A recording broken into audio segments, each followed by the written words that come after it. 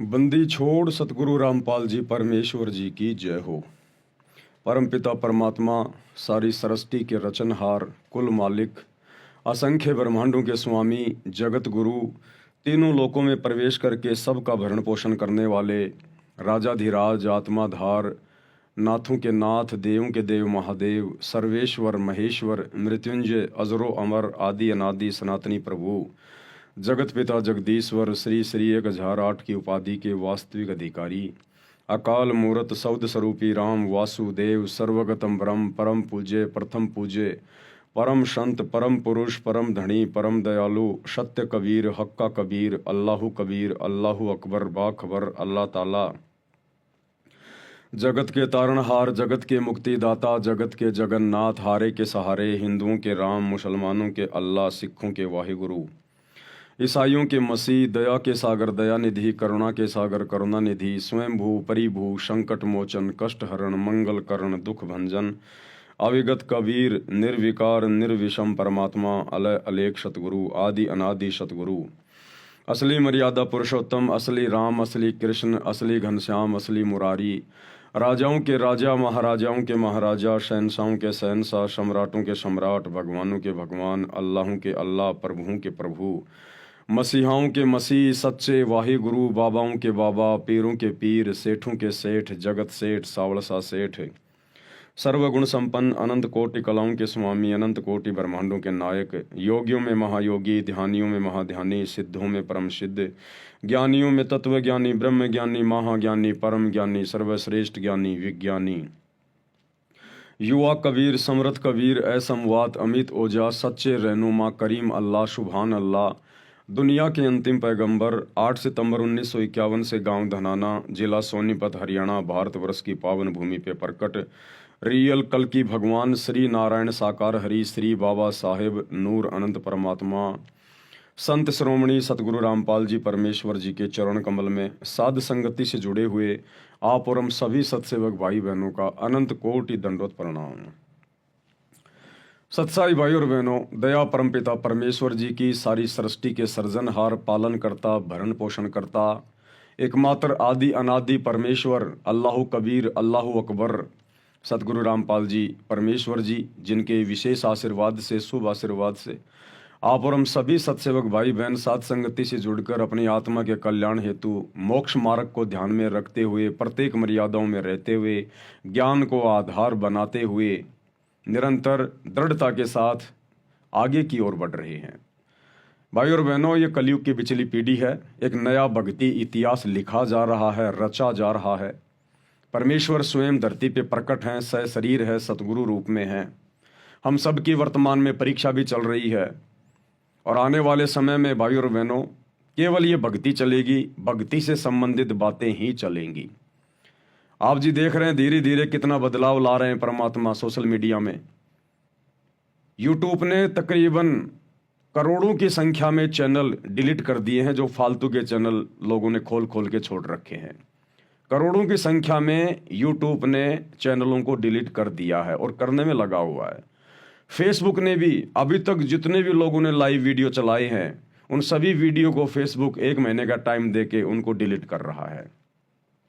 इसी प्रकार ये परमात्मा धीरे धीरे सारी की सारी जो गंदगी जो दुनिया ने सोशल मीडिया पर फैला रखी है काल प्रेरणा से, दुनिया भर के फालतू के वीडियो, फालतू के ड्रामेबाजी, ये सब धीरे धीरे डाटा डिलीट हो जाएगा और बहुत जल्द वो युग परिवर्तन का समय आ रहा है। उसके बाद इस दुनिया में केवल धार्मिक आत्माएं रह जाएंगी, परमात्मा चाहने वाली आत्मा रहेंगी।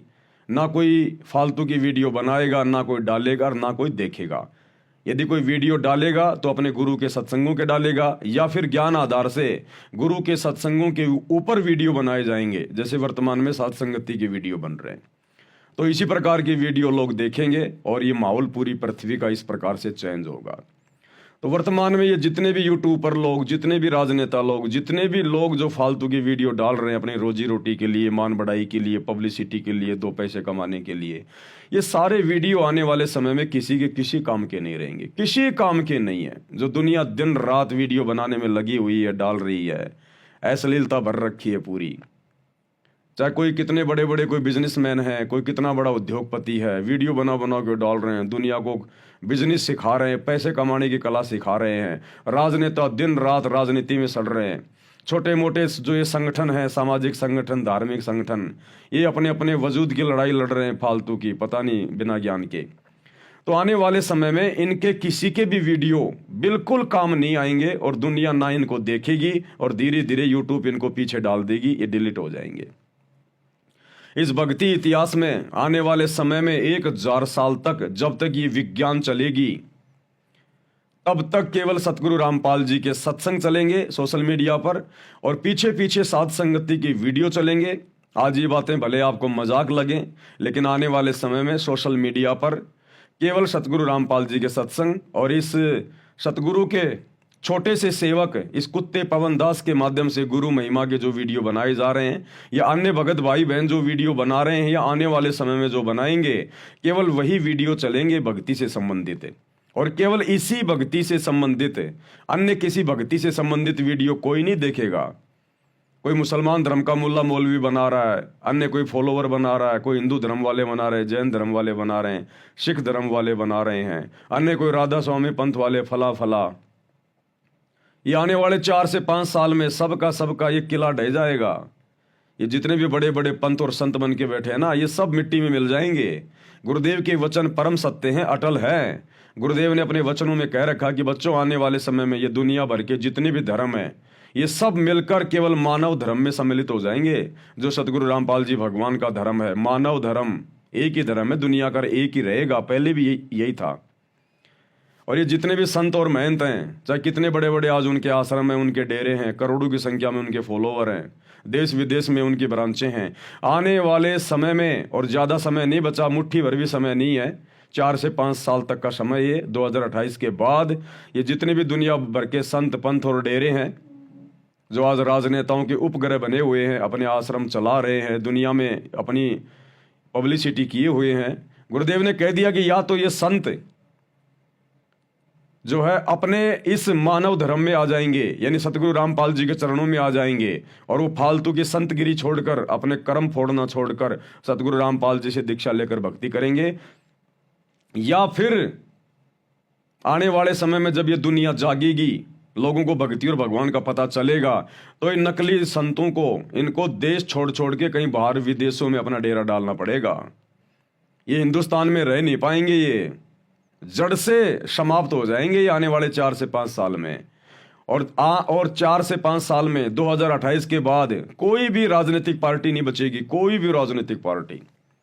ये बीजेपी, ये कांग्रेस, ये जितनी भी पार्टियां हैं, आम आदमी पार्टी, सपा, जो भी हैं, हजारों की संख्या में पार्टियां होंगी, आपको एक भी पार्टी का नामो निशान नहीं मिलेगा। इसलिए जो भाई बहन राजनीति में अपना भाग्य आजमाने की सोच रहे हैं, अपने बाप दादाओं की जमीन बेच के 2 नंबर के काम करके जो राजनीति में पैसा लगाने की सोच रहे हैं, भैया कोई काम धंधा देख लो छोटा मोटा, आपका और अपने परिवार का पेट पालने के लिए।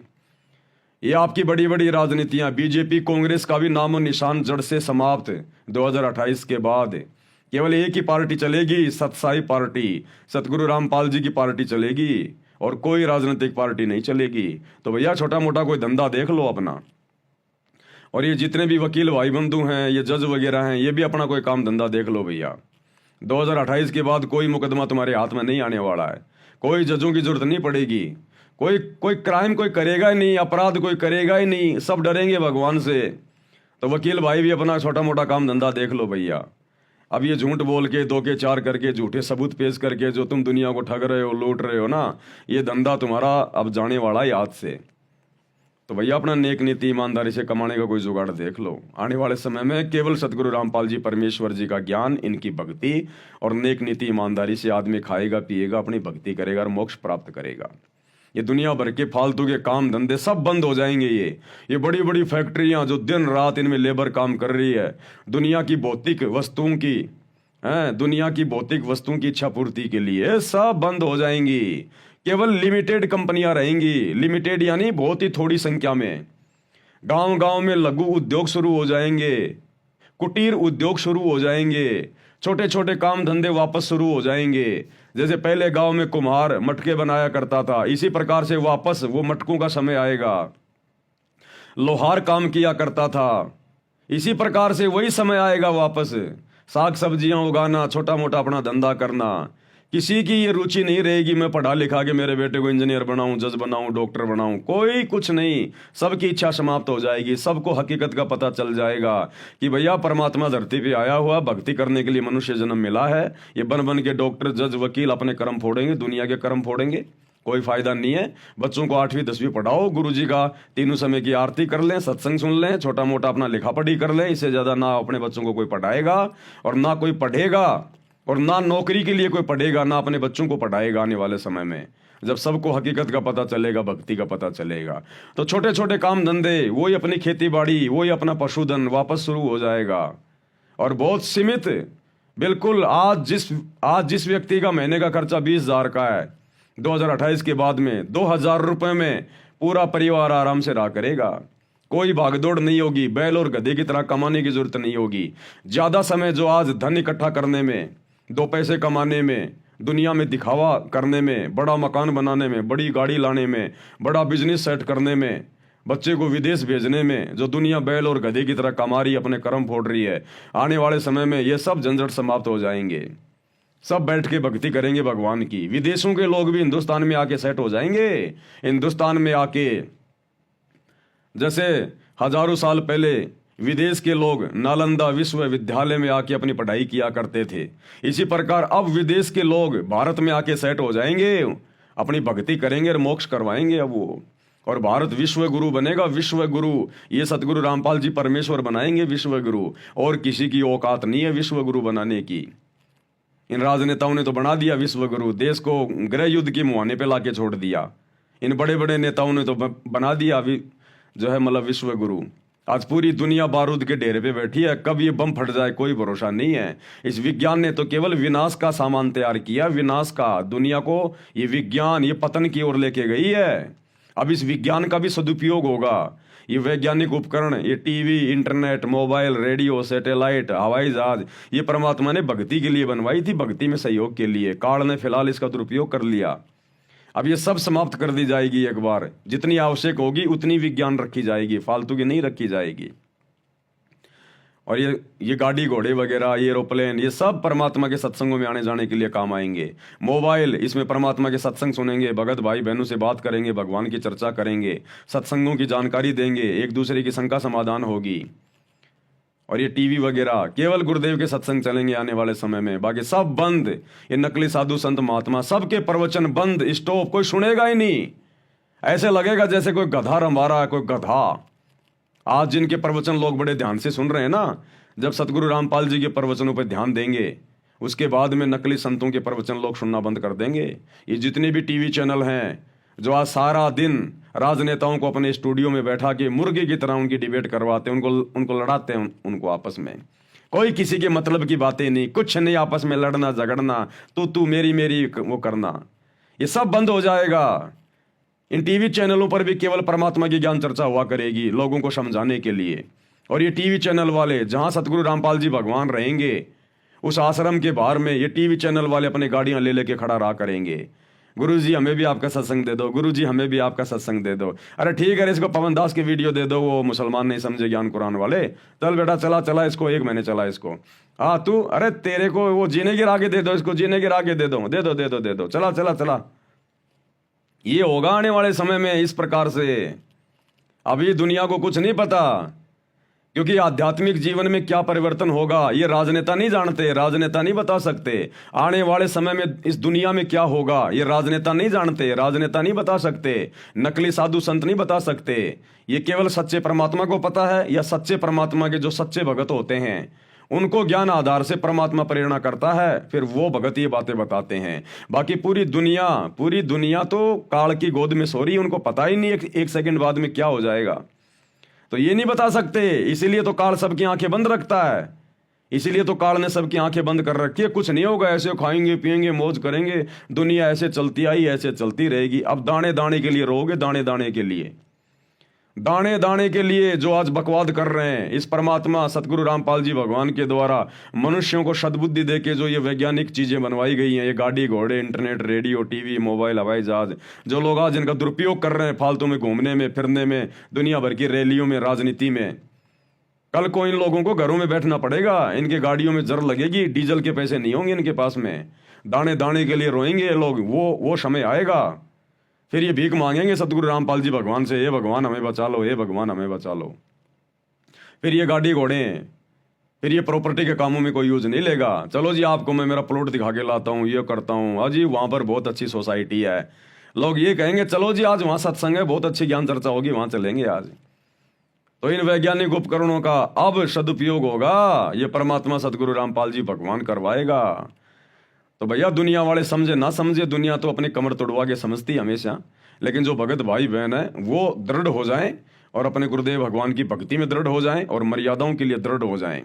ये आने वाले समय युग परिवर्तन का समय है, और जब जब युग परिवर्तन होता है, जब दो युगों की टक्कर होती है तो भयंकर महाविनाश होती है, भयंकर महाविनाश। और ये महाविनाश के मुहाने पे पूरी दुनिया खड़ी है। 2025 चल रही है, धीरे धीरे परिस्थितियां आपके सामने उत्पन्न हो रही है, किस प्रकार से भारत देश में गृह युद्ध की स्थिति बन रही है। और नास्ट्रेडमस ने भविष्यवाणी कर रखी है मेरे भाई, भारत देश के 16 से ज्यादा राज्यों में राष्ट्रपति शासन लागू हो जाएगा 2028 से पहले पहले। तो सोचो, भारत तो सबसे ज्यादा शांति प्रिय देश है, जब भारत की स्थिति ये होने वाली है तो बाकी देशों का क्या होगा, विदेशों का क्या होगा। भविष्य मालिका के अनुसार इस युग परिवर्तन के बाद में पूरे विश्व की पॉपुलेशन केवल 64 करोड़ रह जाएगी, 64 करोड़। जहां आज पूरे विश्व की जनसंख्या 8 अरब है, 800 करोड़, केवल 64 करोड़ पूरी दुनिया की आबादी रहेगी। उसमें आधी आबादी 34-35 करोड़ केवल भारत की रहेगी। और भाई और बहनों, ये होगा, इसमें कोई संशय नहीं है, क्योंकि भगवान जोर जबरदस्ती करेगा नहीं। कबीर परमेश्वर का काल के साथ एग्रीमेंट है, जबरदस्ती भगवान किसी को भक्ति पे लगाएगा नहीं। और अपने आप ये दुनिया भक्ति पे लग नहीं रही। भगवान ने भी अंत में हार मान के कि ठीक है भैया, 20 साल तक मैंने खूब ज्ञान दे लिया, जिसने समझना होगा समझने लेगा, अब मैं जाता हूं, आराम से आराम करूंगा। परमात्मा जाके हिसार जेल में बैठ गए कि अब काल इनकी कमर तोड़ेगा, तब इनको भगवान की याद आएगी। तो ज्ञान से दुनिया नहीं समझ रही है, ज्ञान से जिन्होंने समझना था वो समझ चुके हैं। सन 1994 से 2014 तक सतगुरु रामपाल जी ने ज्ञान देकर समझाया। 20 साल कम नहीं होती है, 20 साल तक अगर आप गधे को भी गीता पढ़ाओ, वो भी बैकुंठ जाने को तैयार हो जाए। ये कलयुगी इंसान नहीं समझ पा रहा। तो भगवान ने भी अंत में जेल में जाके बैठना ही अपना उचित समझा कि ठीक है भैया, अब जैसे जिनके भाग्य, जैसे जिनके कर्म, जब ये कर्मों के ये लठ पड़ेंगे, अपने आप सीधे हो जाएंगे।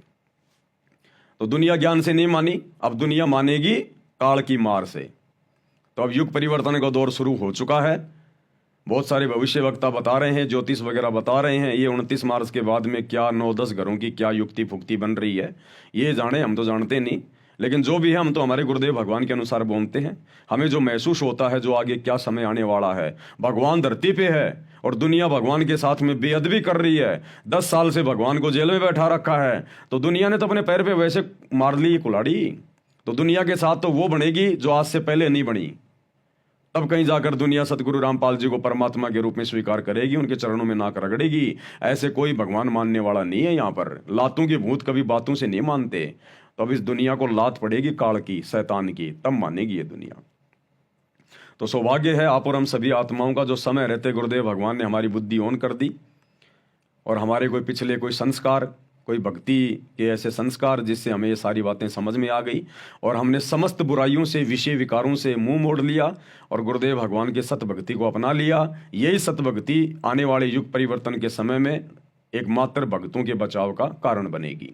तो आप और हमारा परम सौभाग्य, हम इसी प्रकार मर्यादा में रह के गुरुदेव भगवान की भक्ति में लगे रहें और सौ शुक्रिया अदा अपने गुरुदेव भगवान का हम करते रहें कि परमेश्वर आपने हमें अपनी पनाह में लिया, अपनी शरण में लिया, अपने चरणों में लिया।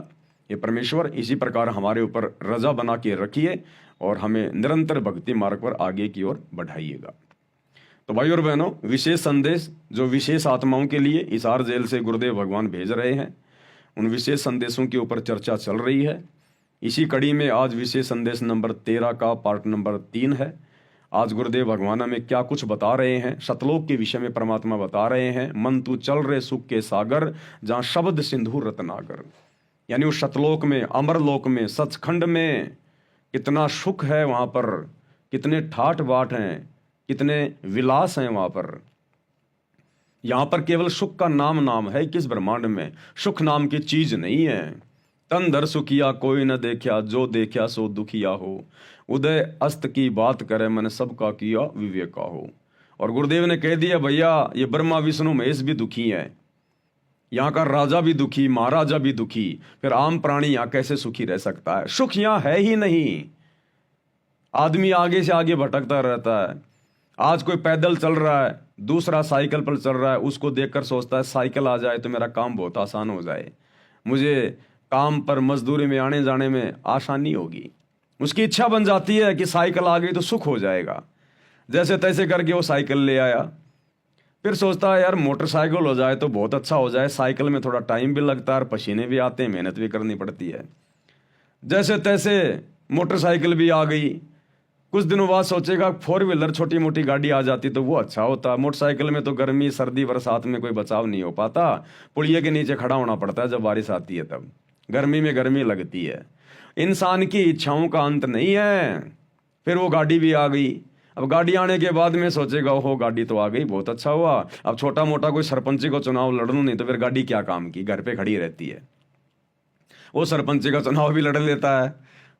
सरपंच बनने के बाद जब बड़े बड़े नेताओं की तरफ देखता है, अरे यार एमएलए बनो ना तब बात बने, और जैसे तैसे एमएलए भी बन जाता है। एमएलए बनने के बाद सोचता है कि अब मैं मुख्यमंत्री बनूं तब बात बने, वो भाई मुख्यमंत्री भी बन जाता है। मुख्यमंत्री बनने के बाद सोचता प्रधानमंत्री बनूं मैं, तब जाकर पूरी चौधर पूरा ठाठ बाट पूरे देश का ठेकेदार बनूं मैं। अब वो प्रधानमंत्री बनने की सोचते सोचते बेचारा मर जाता है। अब मरने के बाद फिर वो गधापति बनता है, गधापति। वो गधा बनेगा, फिर कुम्हार के नीचे आएगा, उसकी सारी मौज मस्ती वो कुम्हार उसके एक ही जीवन में समाप्त कर देगा। रोजाना 2.5 मन का बोरा रखेगा, कमर पे ईंटें रखेगा, जख्म होगा, ऊपर से मारेगा लठ, खाने को कुछ देगा नहीं। उस अफलातून की सारी अफलातूनी उस एक ही गधे के जीवन में निकाल देगा ये काल। तो परमात्मा कहते हैं एक हरि की भक्ति बिन राजा गधा होए, और माटी लदे कुमार की घास न डाला कोई। अब दुनिया इन बातों को जानती नहीं। दुनिया सोचती है पागल आदमी है, क्या बोल रहे हैं, कौन सी दुनिया से आए हुए हैं। क्योंकि दुनिया अध्यात्म से अपरिचित है। और आप और हमें परमात्मा ने, आप और हमारे को गुरुदेव भगवान ने, परमात्मा ने वो अध्यात्म की खीर छिक छिक के खिला दी परमात्मा ने। तो आप और हमें डकार आ रही हैं अब। तो भैया जो गुड़ खाएगा मीठे को वही तो अनुभव करेगा। तो ये दुनिया ने अभी अध्यात्म वाला गुड़ खाया नहीं है। ये दुनिया केवल तमाकू चाट रही है, तमाकू। अब तमाकू में कोई स्वाद भी नहीं होता और नशे में पड़ी हुई है। तो भैया अब परमात्मा धीरे धीरे धीरे धीरे इस दुनिया पे भी दया करेगा, अगर कोई दया करवाना चाहेगा तो। नहीं तो भैया कमर टूटेगी भयंकर तरीके से। आप युग परिवर्तन के दौर से गुजर रहे हैं, कोई सामान्य समय नहीं है ये। भगवान धरती पे आया हुआ है, परमात्मा धरती पे। भयंकर जनहानि होगी, तबाही मचेगी। कहीं सुनामी आ रही है, कहीं बाढ़ आ रहा है, कहीं भूकंप आ रहा है, कहीं अतिवृष्टि, कहीं अनावृष्टि, कहीं ओलावृष्टि, कहीं सूखा पड़ रहा, कहीं अकाल पड़ रहा, कहीं फलाना वायरस आ गया, कहीं महामारी आ गई, चलते चलते लोग मर रहे हैं। अभी देखना आने वाले समय में कहीं युद्ध हो गया, कहीं गृह युद्ध हो गया, कहीं मिलिट्री आ गई, कहीं क्या हो गया, कहीं गोले गिर रहे हैं, कहीं बम गिर रहे हैं। ये हर प्रकार से आपत्ति आएगी इस समय, क्योंकि ये कलयुग की बिचली पीढ़ी है। इंसान हर प्रकार से भक्तिहीन हो चुका है, बैटरी डिस्चार्ज हो चुकी है। और जब बैटरी डिस्चार्ज हो जाएगी उसके बाद केवल पाप कर्म बचते हैं, पाप कर्म। और पाप कर्मों के कारण हर प्रकार से आपत्ति आएंगी। तो ये दुनिया तो पता नहीं आपत्तियों को सहन कर पाएगी नहीं कर पाएगी। और जिसने सहन कर लिया फिर दोबारा से भक्ति धन जोड़ने में बहुत टाइम लगेगा। आज आप और हम भगत भाई बहन, कोई 10 साल से जुड़ा है, कोई 8 साल से जुड़ा है, फिर भी धीरे धीरे हम लोग आपत्तियों से निकल रहे हैं। तो सोचो इस दुनिया को कितना टाइम लगेगा। अगर आपत्तियां किसी ने अगर झेल भी ली, अगर कोई बच भी गया और गुरु की शरण में आ गया, तो सोचो फिर भी उसको 8-10 साल लगेंगे कम से कम एक नॉर्मल स्थिति में आने में। और उस समय आप और हम भाई बहन इस प्रकार से होंगे जैसे आज आम व्यक्तियों के बीच में ये राजा महाराजा, मंत्री संतरी, मुख्यमंत्री, एमएलए, प्रधानमंत्री हैं। ऐसे ही दुनिया वालों के बीच में जो वर्तमान में भक्ति कर रहे हैं, सतगुरु रामपाल जी के भगत, इन भगतों की स्थिति आने वाले समय में इन दुनिया वालों के सामने ऐसी हो जाएगी। ये बड़े बड़े तुम्हारे बॉलीवुड के अभिनेता, ये क्रिकेटर, बड़े बड़े उद्योगपति, अगर ये बच गए तो वैसे इनके बचने की आसार नहीं है। ये जितने भी बड़े बड़े चेहरे जो आज दिखाई दे रहे हैं ना, जिन्होंने दुनिया की ऐसी तैसी कर दी, दुनिया को जिन्होंने बिगाड़ के रख दिया, अश्लीलता के रंग में रंग दिया जिन्होंने, इनके तो बहुत ज्यादा माड़े भाग हैं। इनका बचना तो बहुत ज्यादा मुश्किल है, क्योंकि ये बच भी गए तो भक्ति नहीं कर पाएंगे, इनके अंदर से वो मान बढ़ाई की बू नहीं निकलेगी। तो ये तो जाएंगे इस महाविनाश के जो है इसमें मतलब दौर में। तो आने वाले समय में फिर ये बाकी दुनिया क्या करेगी, अध्यात्म का किसी को पता नहीं। फिर ये आप और हमारे जैसे भगत भाई बहनों के सामने बैठेगी, भगत जी सत्साए, भगत जी शंका का समाधान कर दो, भगत जी ये छोटी सी समस्या आ गई, भगत जी क्या करें बताओ, मालिक के ज्ञान आधार से मर्यादा ना टूट जाए। जो आज अपने आप के अंदर बड़े बड़े राजा महाराजा बन के बैठे हैं ना, दुनिया के लोग जिनके दर्शन करने के लिए उनके घरों के आगे लाइन बना के जो खड़े रहते हैं, वो लोग कल को फोन किया करेंगे आप और हमें, भगत जी सत्साए, भगत जी थोड़ी सी मजबूरी आ गई, एक छोटी सी शंका समाधान कर दो। तो कहने का मतलब भाई और बहनों, ये दुनिया की चक्काचौंध को देख के हमने विचलित नहीं होना है। ये दुनिया काल की गोद में बैठी हुई है, और काल की गोद में चाहे कोई बैठा हो, कितना बड़ा हो, वो कुछ नहीं है, केवल उसका भोजन है, कुछ नहीं। वो अगले जन्म में गधा कुत्ता सुअर बन के घूमेगा, वो जो आज अफलातून बन के घूम रहा पूरी देश दुनिया में आज, जिसका नाम है, जो भक्ति नहीं कर रहा सतगुरु रामपाल जी की। और आप और हम जो भक्ति कर रहे हैं, आने वाला समय आप और हमारा होगा, क्योंकि सतगुरु का वचन कभी निष्फल नहीं जाएगा, नहीं जा सकता। ये आप और हमारे ऊपर निर्भर करता है कि हम सतगुरु के वचन को किस प्रकार से लेते।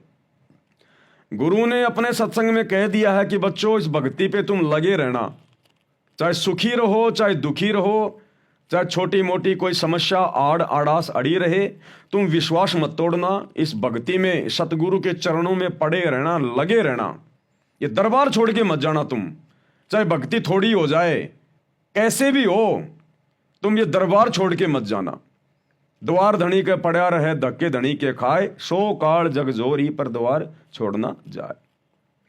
तो परमात्मा संभालेगा, पकड़ेगा, उसकी नजर है, वो देख रहा है। और गुरुदेव का वचन है, बच्चों आने वाले समय में तुम्हारे मकान अलग होंगे, तुम्हारी कोठियां अलग होंगी। हालांकि यहाँ पर हमारी कोई इच्छा नहीं रहेगी बड़ा मकान बनाने की, बड़ी कोठी बने जो है वो बनने की, बड़ा कोई काम धंधा खोलने की, लेकिन ये होगा। अगर किसान ने खेत में बीज बोया है गेहूं का, और यदि उसकी बढ़िया से रखवाली करी है, तो भैया पशुओं का चारा तो होगा ही होगा, और पहले होगा, पहले अनाज से पहले होगा। तो हमें मोक्ष तो मिलेगा, उस मोक्ष से पहले हमें इस गंदे लोक के सुख भी परमात्मा देगा, क्योंकि उस समय हमें ज्ञान हो जाएगा। फिर हम माया का दुरुपयोग नहीं कर सकते, हमें उसकी हानि का पता चल जाएगा कि कहाँ ये हमें डुबोएगी और कहाँ हमें ये उबारेगी। उसके बाद परमात्मा समझदार बच्चे को फिर अपने खजाने की चाबी देगा। तो गुरुदेव ने कह रखा, बच्चों आने वाले समय में गांव में, नगर में, जहां भी तुम रह रहे हो, तुम्हारे मकान, तुम्हारी कोठियां अलग होंगी, और दुनिया चर्चा करेगी कि ये हैं सतगुरु रामपाल जी के भगत। अगर समय रहते इनके गुरु जी की शरण में आ जाते, आज हमारे भी ऐसे ठाट बाट होते। ये सतगुरु का वचन है, डूम बाट के गीत नहीं है। साधु बोले सहज स्वभाव, साधु का बोलिया मिथ्या न जाए, और साध वचन पलटे नहीं, चाहे पलट जाए ब्रह्मांड। लेकिन उस समय का इंतजार, और आप और हमने दृढ़ता, कहे कबीर सुनो भाई साधो मैं तो हूं विश्वास में। बस हमने विश्वास नहीं तोड़ना अपने गुरु जी से, चाहे कुछ भी हो जाए, कुछ भी हो जाए, चाहे हमारे साथ चाहे कितना बुरा होता दिखाई दे, वो बुरा नहीं हो रहा, उस बुराई में भी हमारी अच्छाई है, वो हमें नहीं दिखाई दे रही है वर्तमान में। बस हमारा गुरु अंतर्यामी है, हम अपने गुरु जी के अधीन हैं, हम उपचाराधीन हैं। जैसे डॉक्टर के अंडर में जब मरीज आ जाता है, तो मरीज को नहीं पता डॉक्टर क्या इंजेक्शन लगा रहा है, इसमें कौन सी दवा मिली हुई है, ये दवाई तुझे क्या फायदा देगी, मरीज को नहीं पता, और ना मरीज कुछ बोलता, क्योंकि मरीज को डॉक्टर पे विश्वास होता है। तो इसी प्रकार गुरुदेव भगवान का ट्रीटमेंट चल रहा है आप और हमारे ऊपर। हम उनकी हॉस्पिटल में एडमिट हैं, इस भक्ति वाली हॉस्पिटल में। अब गुरुजी का ट्रीटमेंट चल रहा है, हमने केवल मर्यादा में रहना है।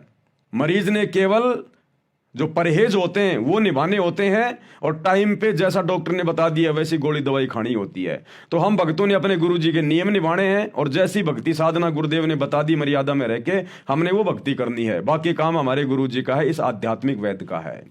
ये कौन सी दवा लगाएगा, कब सुख देगा, कब ये दुख देगा, कब ये हल्का सा कोई झटका देगा, ये इसकी अपनी मौज, इसके अपने कर्म। हमने अपनी मर्यादाओं का ध्यान रखना है बस। यदि हमें विश्वास हो गया कि ये डॉक्टर पक्का है, फिर देखना भाई और बहनों आने वाले समय में फिर कैसे स्वस्थ नहीं होगा।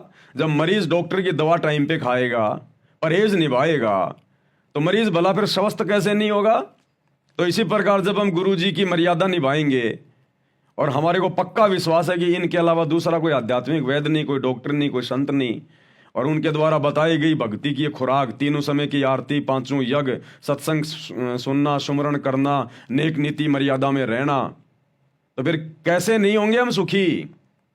अरे जिसका ये लोक सुखी नहीं, उसका परलोक कभी सुखी नहीं हो सकता। तो भगवान जिन भक्तों का मोक्ष करेगा, जिनको सचखंड में भेजेगा, उनको पृथ्वी का भी सुख देगा परमात्मा, यहां का सुख भी देगा मालिक। ये ना सोचना कि आज हम गरीब हैं, निर्धन हैं, हमारे पास ना जमीन है, ना मकान है, ना कोई काम धंधा है, बड़ी मुश्किल से हम गुरु जी के शरण में आके अपना गुजारा कर रहे हैं। ये ना सोचना, ये परमात्मा है, अनंत रास्ते हैं इसके पास में, अनंत रास्ते। क्या सेऊ सम्मन ने कभी सोचा था कि हम कभी जिंदगी में सेठ बन जाएंगे?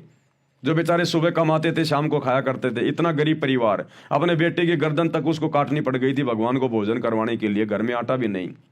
क्या उसने कभी सोचा था सम्मन ने कि मैं दिल्ली का 1 नंबर का सेठ भी बन जाऊंगा? सपने में भी नहीं सोच सकता बेचारा, लेकिन भगवान ने बना दिया। क्या तैमूर लंग कभी सोच सकता था, जो भेड़ बकरियां चराया करता था, घर में आटा भी नहीं होता था, कि मैं राजा बन जाऊंगा और मेरी 7 पीढ़ी राज करेगी? लेकिन भगवान ने बना दिया। तो परमात्मा क्या नहीं कर सकता? वही तो परमात्मा है धरती पर आज हमारे गुरुदेव भगवान के रूप में। सतगुरु जो चावे सो करी ही, भरम पड़ो मत कोई, सेऊ धड़ पर शीश चढ़ाया पाछा करी रसोई। और मोला जल से थल करे, थल से जल कर देत, और साहिब तेरी साहिबी श्याम कहूं के सवेत। तो परमात्मा कुछ भी कर सकता है, ये पल में राई से पहाड़ कर दे और पहाड़ से राई कर दे। ये वो समर्थ है, वो धनी है हम जिसकी शरण में आज। हम जगत सेठ की शरण में हैं, सावड़सा सेठ की शरण में। ये दुनिया जिस सावड़सा सेठ के मंदिर बना बना के श्री कृष्ण जी के नाम से पूज रही है ना, वो सावड़सा सेठ जिसने द्वारिका में जाके नरसी की हुंडी कैस की थी, वो सावड़सा सेठ ये सतगुरु रामपाल जी भगवान है, ये कबीर भगवान है। तो दुनिया को अभी पहचान नहीं है, आप और हमें पहचान हो गई। तो फायदा कौन उठाएगा? जो पहले स्कूल में जाएगा। अरे जो बच्चा पहले पढ़ाई पढ़ के सर्टिफिकेट लेके नौकरी लगेगा, वही तो सुख भोगेगा। बाकी तो उस समय सुख भोगेंगे जब उसी प्रोसीजर को पार करके नौकरी लगेंगे। तो दुनिया तो बहुत लेट आएगी इनकी शरण में, और आप और हम इनकी शरण में हैं। आप और हम ये पढ़ाई पढ़ रहे हैं, तो सबसे पहले नौकरी कौन लगेगा?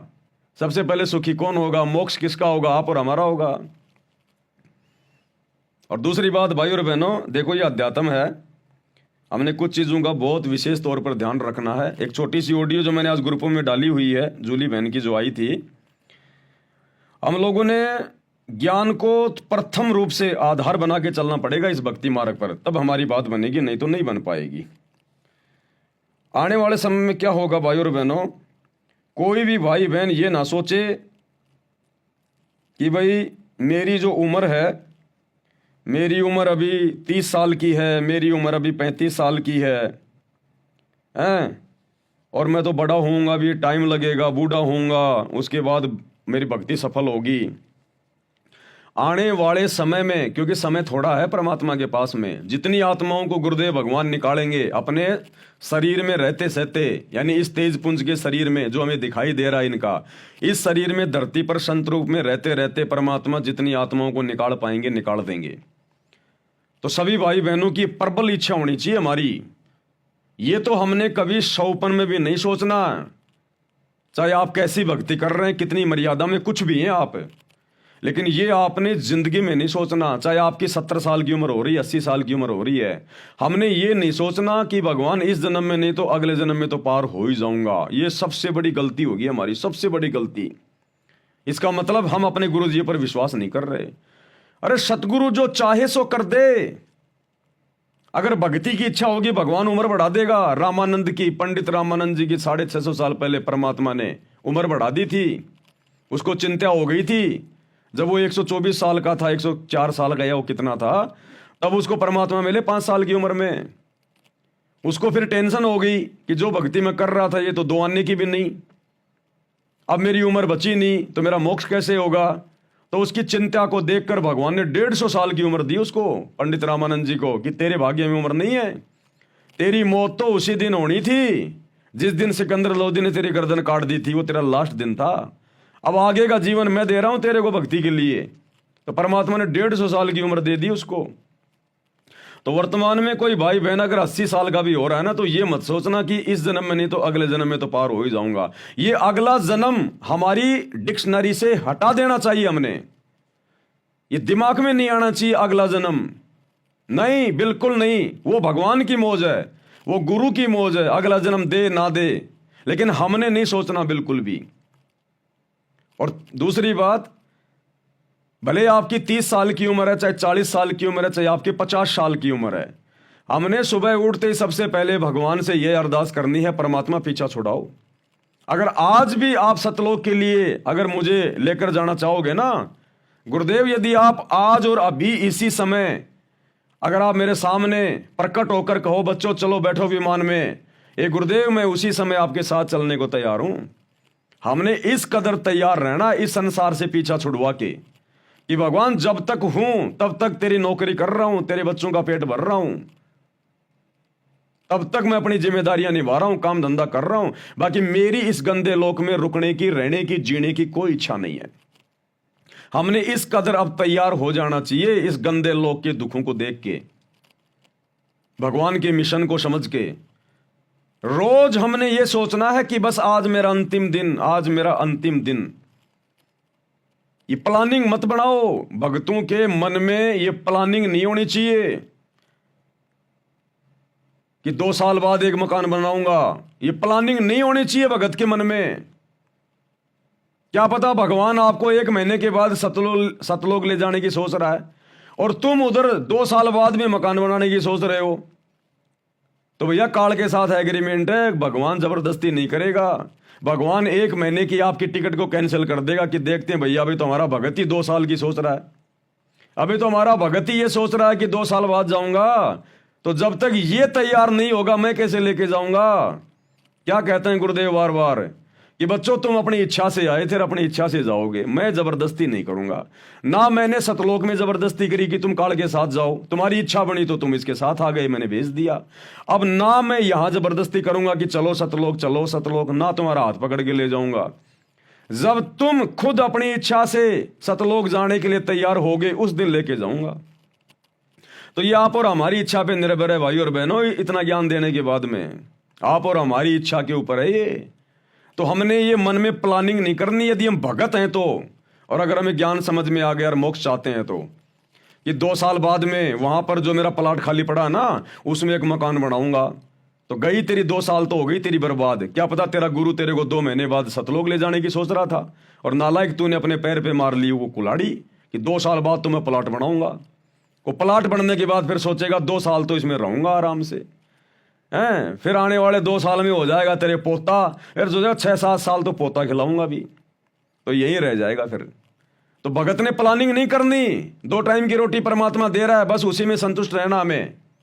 हमने प्लानिंग नहीं करनी कि मेरे खेत के पास में से रिंग रोड निकल गई, अरे हाईवे बन गया, जमीनों के भाव बढ़ गए, वहां मैं 2 साल बाद में एक ढाबा खोलूंगा, गाड़ियां रुकेंगी, लोग खाना खाएंगे, घर में पैसे आएंगे, गया काम से। प्लानिंग नहीं करनी, किसी चीज की प्लानिंग नहीं करनी हमने।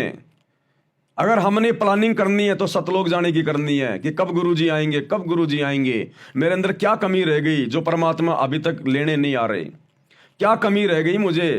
अपनी कमियों को देखो, अपनी कमजोरियों को देखो, अपनी भक्ति को बढ़ाओ, गुरुजी को प्रसन्न करने के तौर तरीके अपनाओ सतलोक जाने के लिए। और प्रतिदिन हमने ये सोचना कि मैं त्रिकुटी पे खड़ा हूं, त्रिकुटी पे।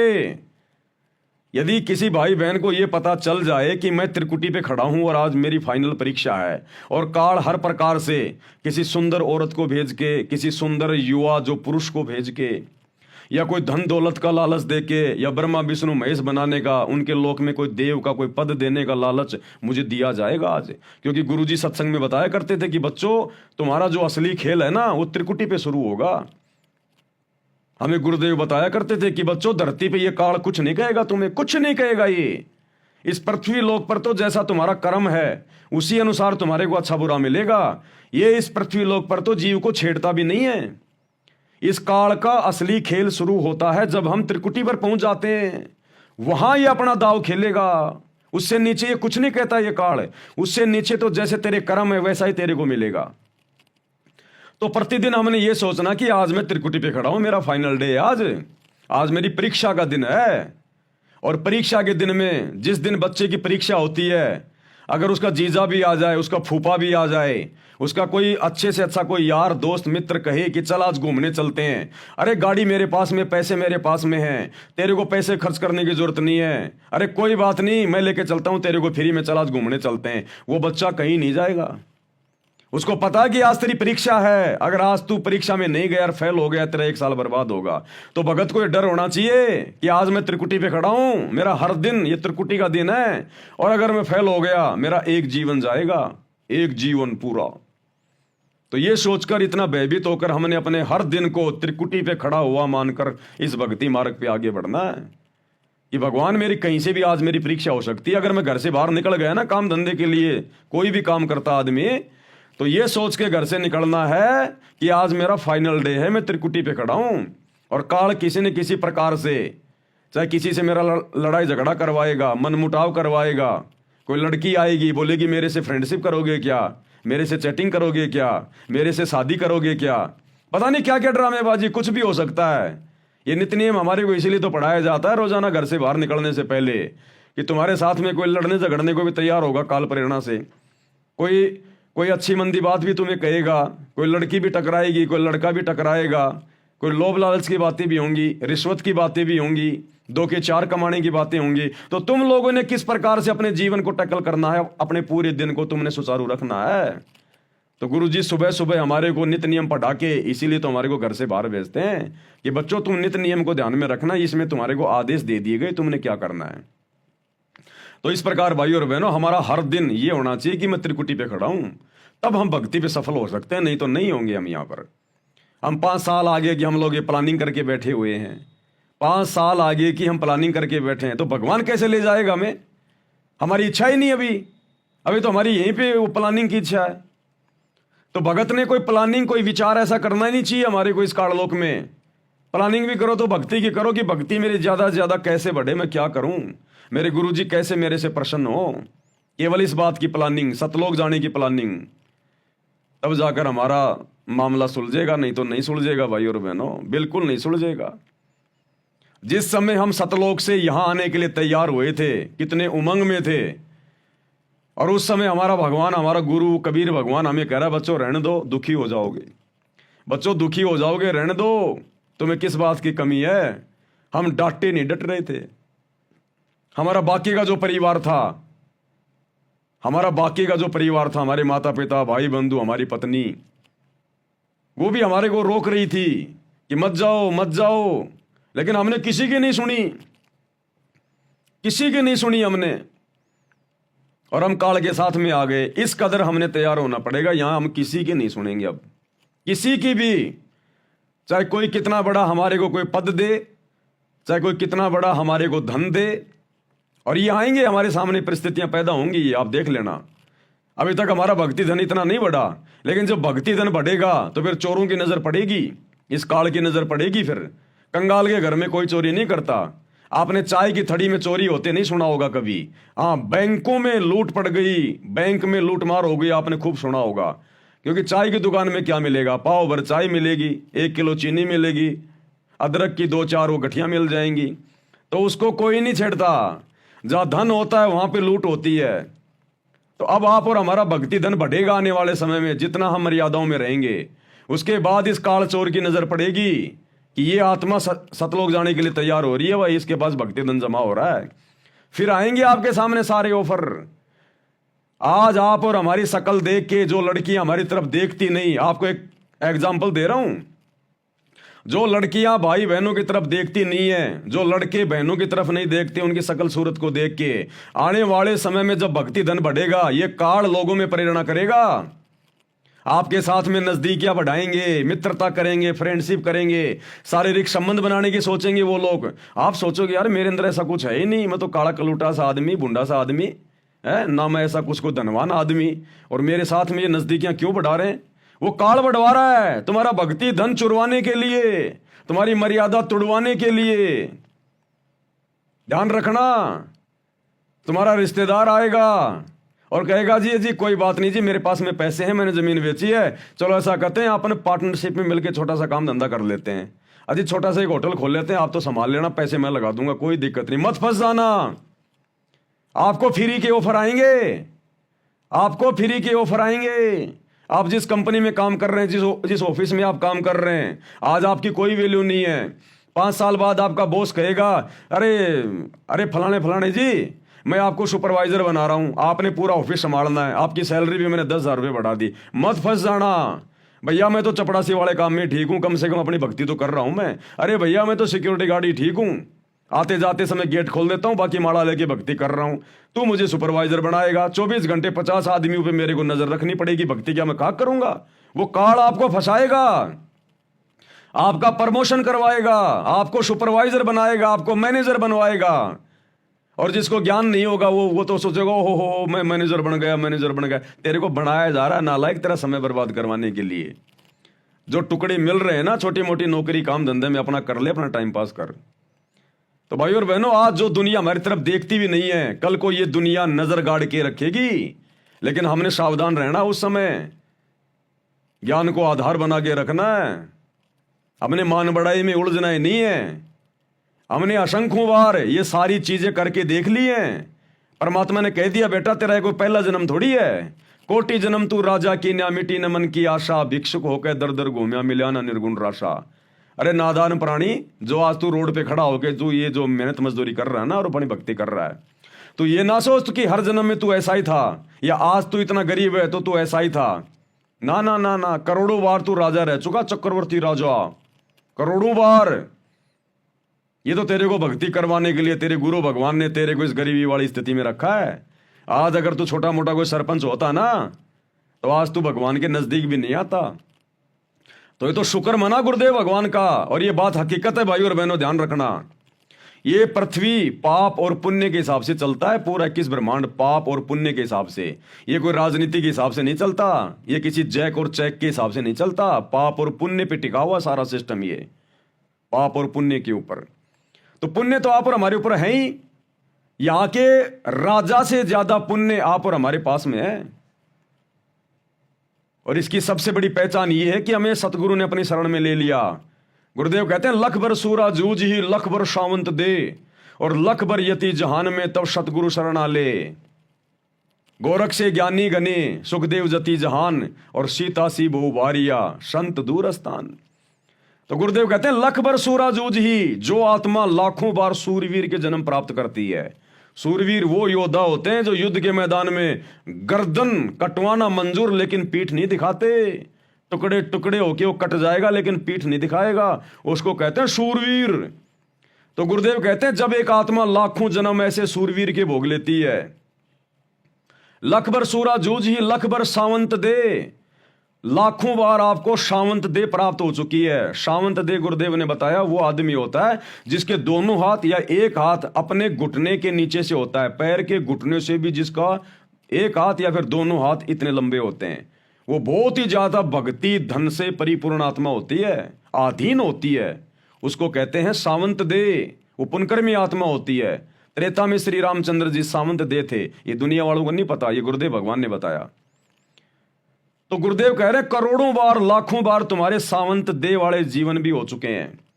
तो लख भर सूरा जूझ ही लख भर सावंत दे, और लख भर यति जहान में, लाखों बार हमने हनुमान जैसे जन्म भोगे। दूसरी औरत में हमने कभी कुदृष्टि भी नहीं डाली, ब्रह्मचारी जीवन जिया हमने। तो गुरुदेव कहते हैं जब एक आत्मा इतने इस प्रकार के लाखों और करोड़ों जीवन भोग लेती है, इतना भक्ति धन उसके पास होता है, इतने पुण्य होते हैं, तब सतगुरु शरणा ले। तब सतगुरु, ये कबीर भगवान सतगुरु रामपाल जी ऐसी आत्मा को कलयुग की पिछली पीढ़ी में अपनी शरण में लेता है।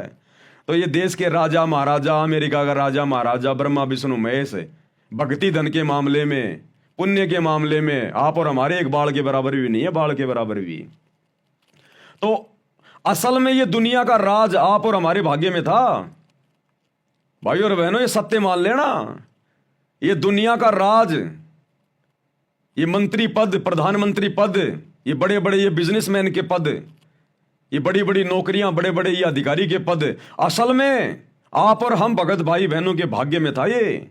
क्योंकि भक्ति धन तो आप और हमारे पास में है ना, क्योंकि सतगुरु की शरण में तो हम आए ना। तो सतगुरु की शरण में कौन आएगा? लखबर सूरा जूझ ही लखबर सावंत दे, और लखबर यति जहान में तब सतगुरु शरणा ले। तो हम थे वर्तमान में इस दुनिया में सुख भोगने के अधिकारी, काल का झूठा सुख भोगने के अधिकारी। लेकिन हम परमात्मा की अच्छी आत्मा थी, इसलिए परमात्मा ने हमारे भाग्य से वो काल के झूठे सुख, वो मंत्री पद, प्रधानमंत्री पद, वो कैंसिल कर दिया परमात्मा ने, और हमारे को नॉर्मल स्थिति में रखा, ताकि मैं इनको अपनी शरण में ले लूं आसानी से। इन दुखों से दुखी होकर इनको भगवान याद आएगा। अगर हम छोटे से सरपंच भी होते ना, सरपंच भी, तो बता दो आज दुनिया का एक भी व्यक्ति जो सरपंच हो वर्तमान में और गुरु जी की शरण में हो, और यदि है तो वो मर्यादा में नहीं है। या तो कोई सरपंच गुरु जी की शरण में है नहीं, ये तो सबसे छोटी पोस्ट है। और अगर है कोई एक आधा, तो फिर वो गुरु जी की मर्यादा में नहीं है। वो फॉर्मेलिटी, किसी के कहने से नाम ले रखा है, काम बाकी सारे वही कर रहा हो। तो ये दुनिया के जितने भी जो साई ठाठ बाट वर्तमान में हम देख रहे हैं ना, ये आप और हमारे भाग्य में थे।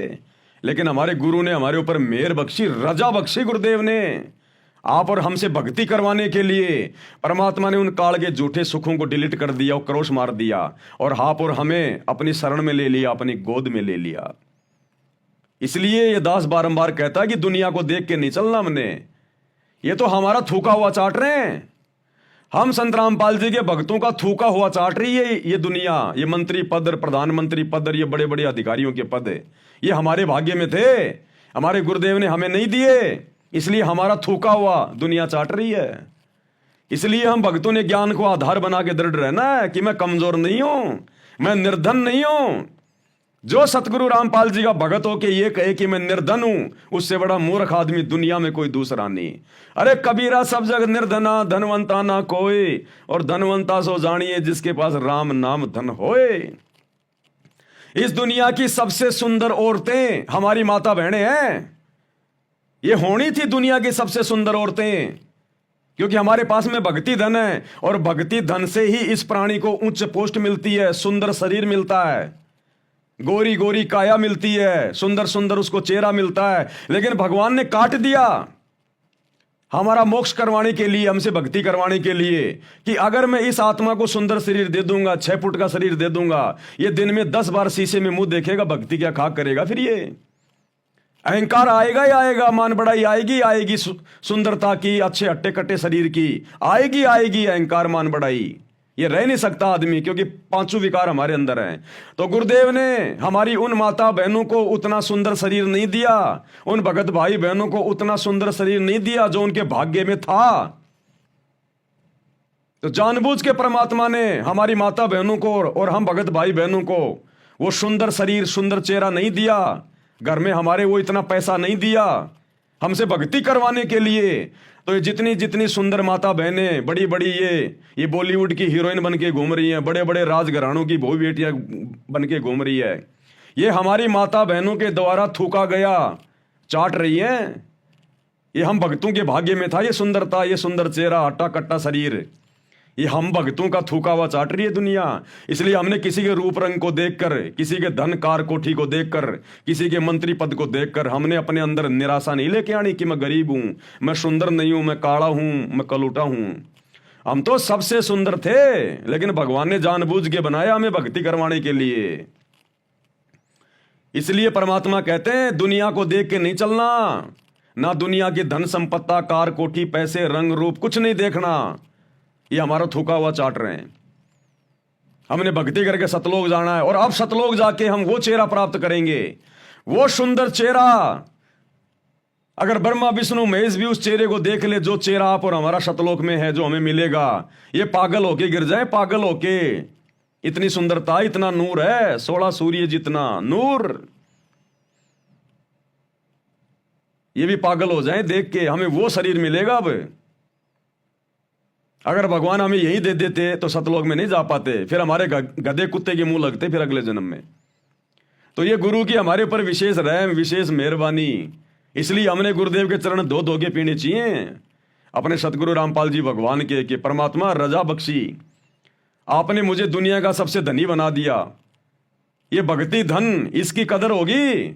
इस भक्ति धन से आगे का जीवन निर्धारित होता है, आगे के जन्म निर्धारित होते हैं। इस भक्ति धन से हमें मोक्ष मिलेगा, सदा सदा का अमृतत्व प्राप्त होगा, सुंदर शरीर मिलेगा, सारे ठाठ बाट मिलेंगे। तो सबसे बड़ा धनी कौन? ये दुनिया का धन तो यही रह जाएगा।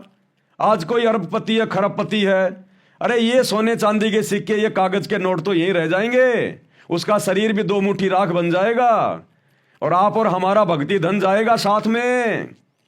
ये भक्ति धन जो आज हम जोड़ रहे हैं भक्ति करके, ये हमारे साथ जाएगा। और परमात्मा कह रहे हैं सह शरीर लेके जाऊंगा अपने भक्तों को, सह शरीर। जिनकी भक्ति अच्छी हो जाएगी परमात्मा उनको यहां मरने नहीं देगा, आग में नहीं जलने देगा, सह शरीर ले जाएगा। जैसे मीराबाई के चाचा ससुर भवन को, जो कि राणा का महामंत्री था, उस भवन को और उसके घोड़े को और उसके गुलाम को परमात्मा सह शरीर विष्णु लोक में ले गए। अरे सुखदेव ऋषि सह शरीर ऊपर चला जाता था। अरे हम उसके बच्चे हैं जो सह शरीर आता है, सह शरीर जाता है। तो जब हम उसके जैसे बन जाएंगे, कीट न जाने भृंग को सतगुरु कर ले आप समान, वो अपने जैसा ही तो हमारे को बनाने आया है।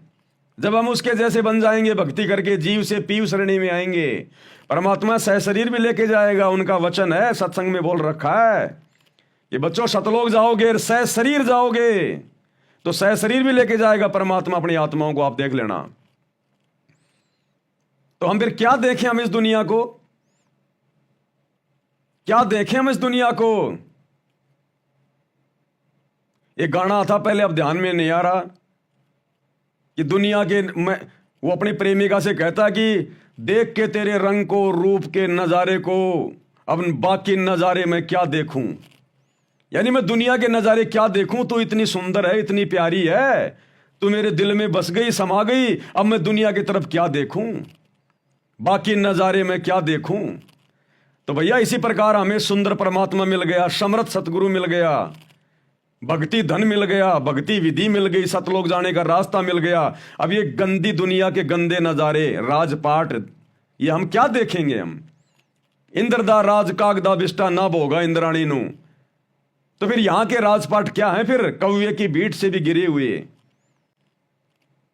इसलिए हमने हर प्रकार से अपनी आस्था को हटा के, दुनियादारी से अपनी मोह ममता को हटा के, लोग खा रहे पी रहे, मंत्री प्रधानमंत्री राजा बन रहे हैं, कार कोठियां खरीद रहे हैं, वो अपने भाग्य का खरीद रहे हैं। उन्होंने किसी जन्म में इसी सतगुरु की भक्ति की थी, लेकिन वो गधे रह गए, पार नहीं हो पाए। आज अपना भक्ति धन वो बर्बाद कर रहे हैं। तो ऐसे ऐसे जन्म आप और हम ना जाने कितने भोग चुके हैं, कितने जन्म हमने बर्बाद कर लिए। इसलिए भगवान ने आप और हमारे ऊपर ये दया बख्शी है। इतना ज्ञान इसलिए तो देता भगवान आके कलयुग की पिछली पीढ़ी में, हमारी आत्मा को ऊपर उठाने के लिए, जगाने के लिए कि मत देखो दुनिया को। इसलिए तो गुरु जी कहते हैं यो गुरु ज्ञान विज्ञान वाणी, और जीवित ही जग में मरो, कि जीवित मर जाओ।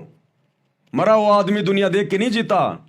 चाहे दुनिया कितनी ऐसो आराम कर रही है, कोई गाड़ी निकाल रहा है, कोई कुछ भी कह रहा है, कोई इज्जत कर रहा है, बेइज्जती कर रहा है, मरा हुआ आदमी कुछ नहीं करता, नो रिएक्शन। तो हमने कोई रिएक्शन नहीं देना इस दुनिया को।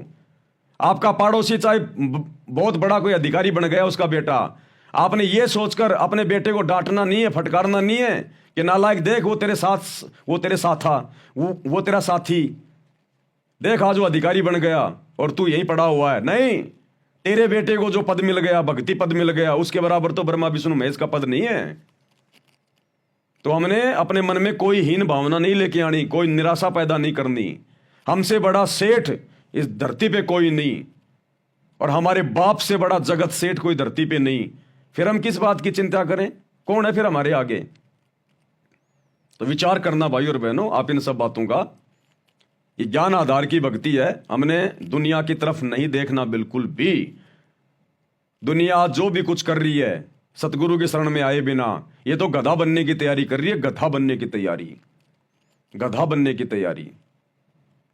आपको कोई आदमी ये कहे कि लो जी रसगुल्ले खाओ, और आपने हाथ में पकड़ ली, हाँ रसगुल्ले हैं तो खाने की चीजें, और जैसे आप खाने लगे उठा के, वो बोलो रुको रुको रुको, एक शर्त है। क्या? एक रसगुल्ला खाने के बाद में 20 डंडे भी खाने पड़ेंगे, ये नियम है। एक रसगुल्ला खाने के बाद में 20 जो है वो डंडे खाने पड़ेंगे जोर जोर से। आप खाओगे वो रसगुल्ला? अरे कौन होगा गधा जो वो रसगुल्ला खाएगा कि एक रसगुल्ला खाने के बाद में 20 जो है मतलब डंडे खाने पड़ेंगे? वो बोलेगा भैया ले जा तेरे रसगुल्ले। तो इस काल के जो झूठे सुख है ना, ये राजपाट वगैरह, धन दौलत वगैरह, ये तो मीठे रसगुल्ले हैं झूठे।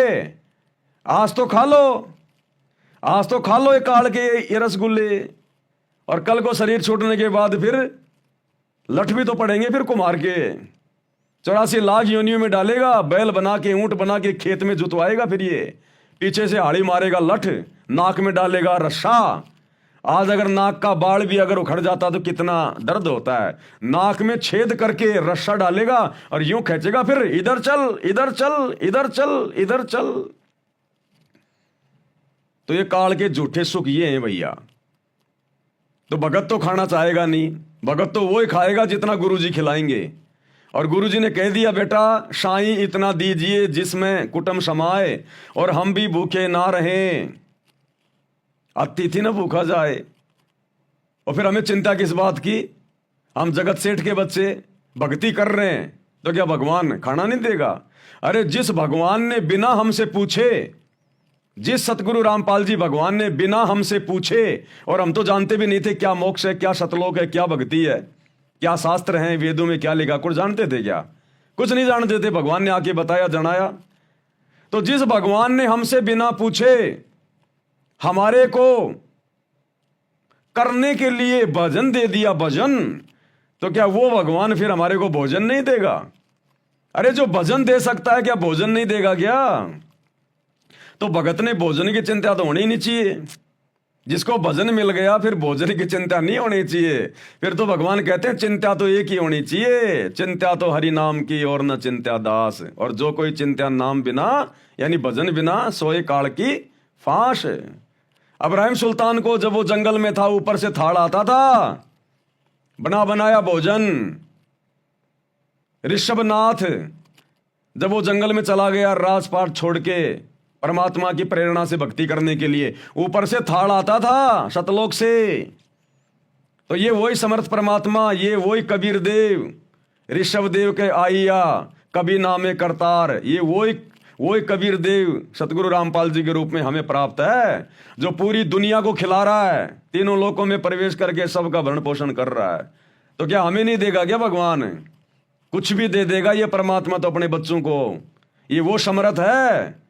परमात्मा कहते हैं सौपन में बैर लड़ाई कहे जय कोई कहिए राम, वाक्य पक्की पाउड़ी मेरे तन को चाम।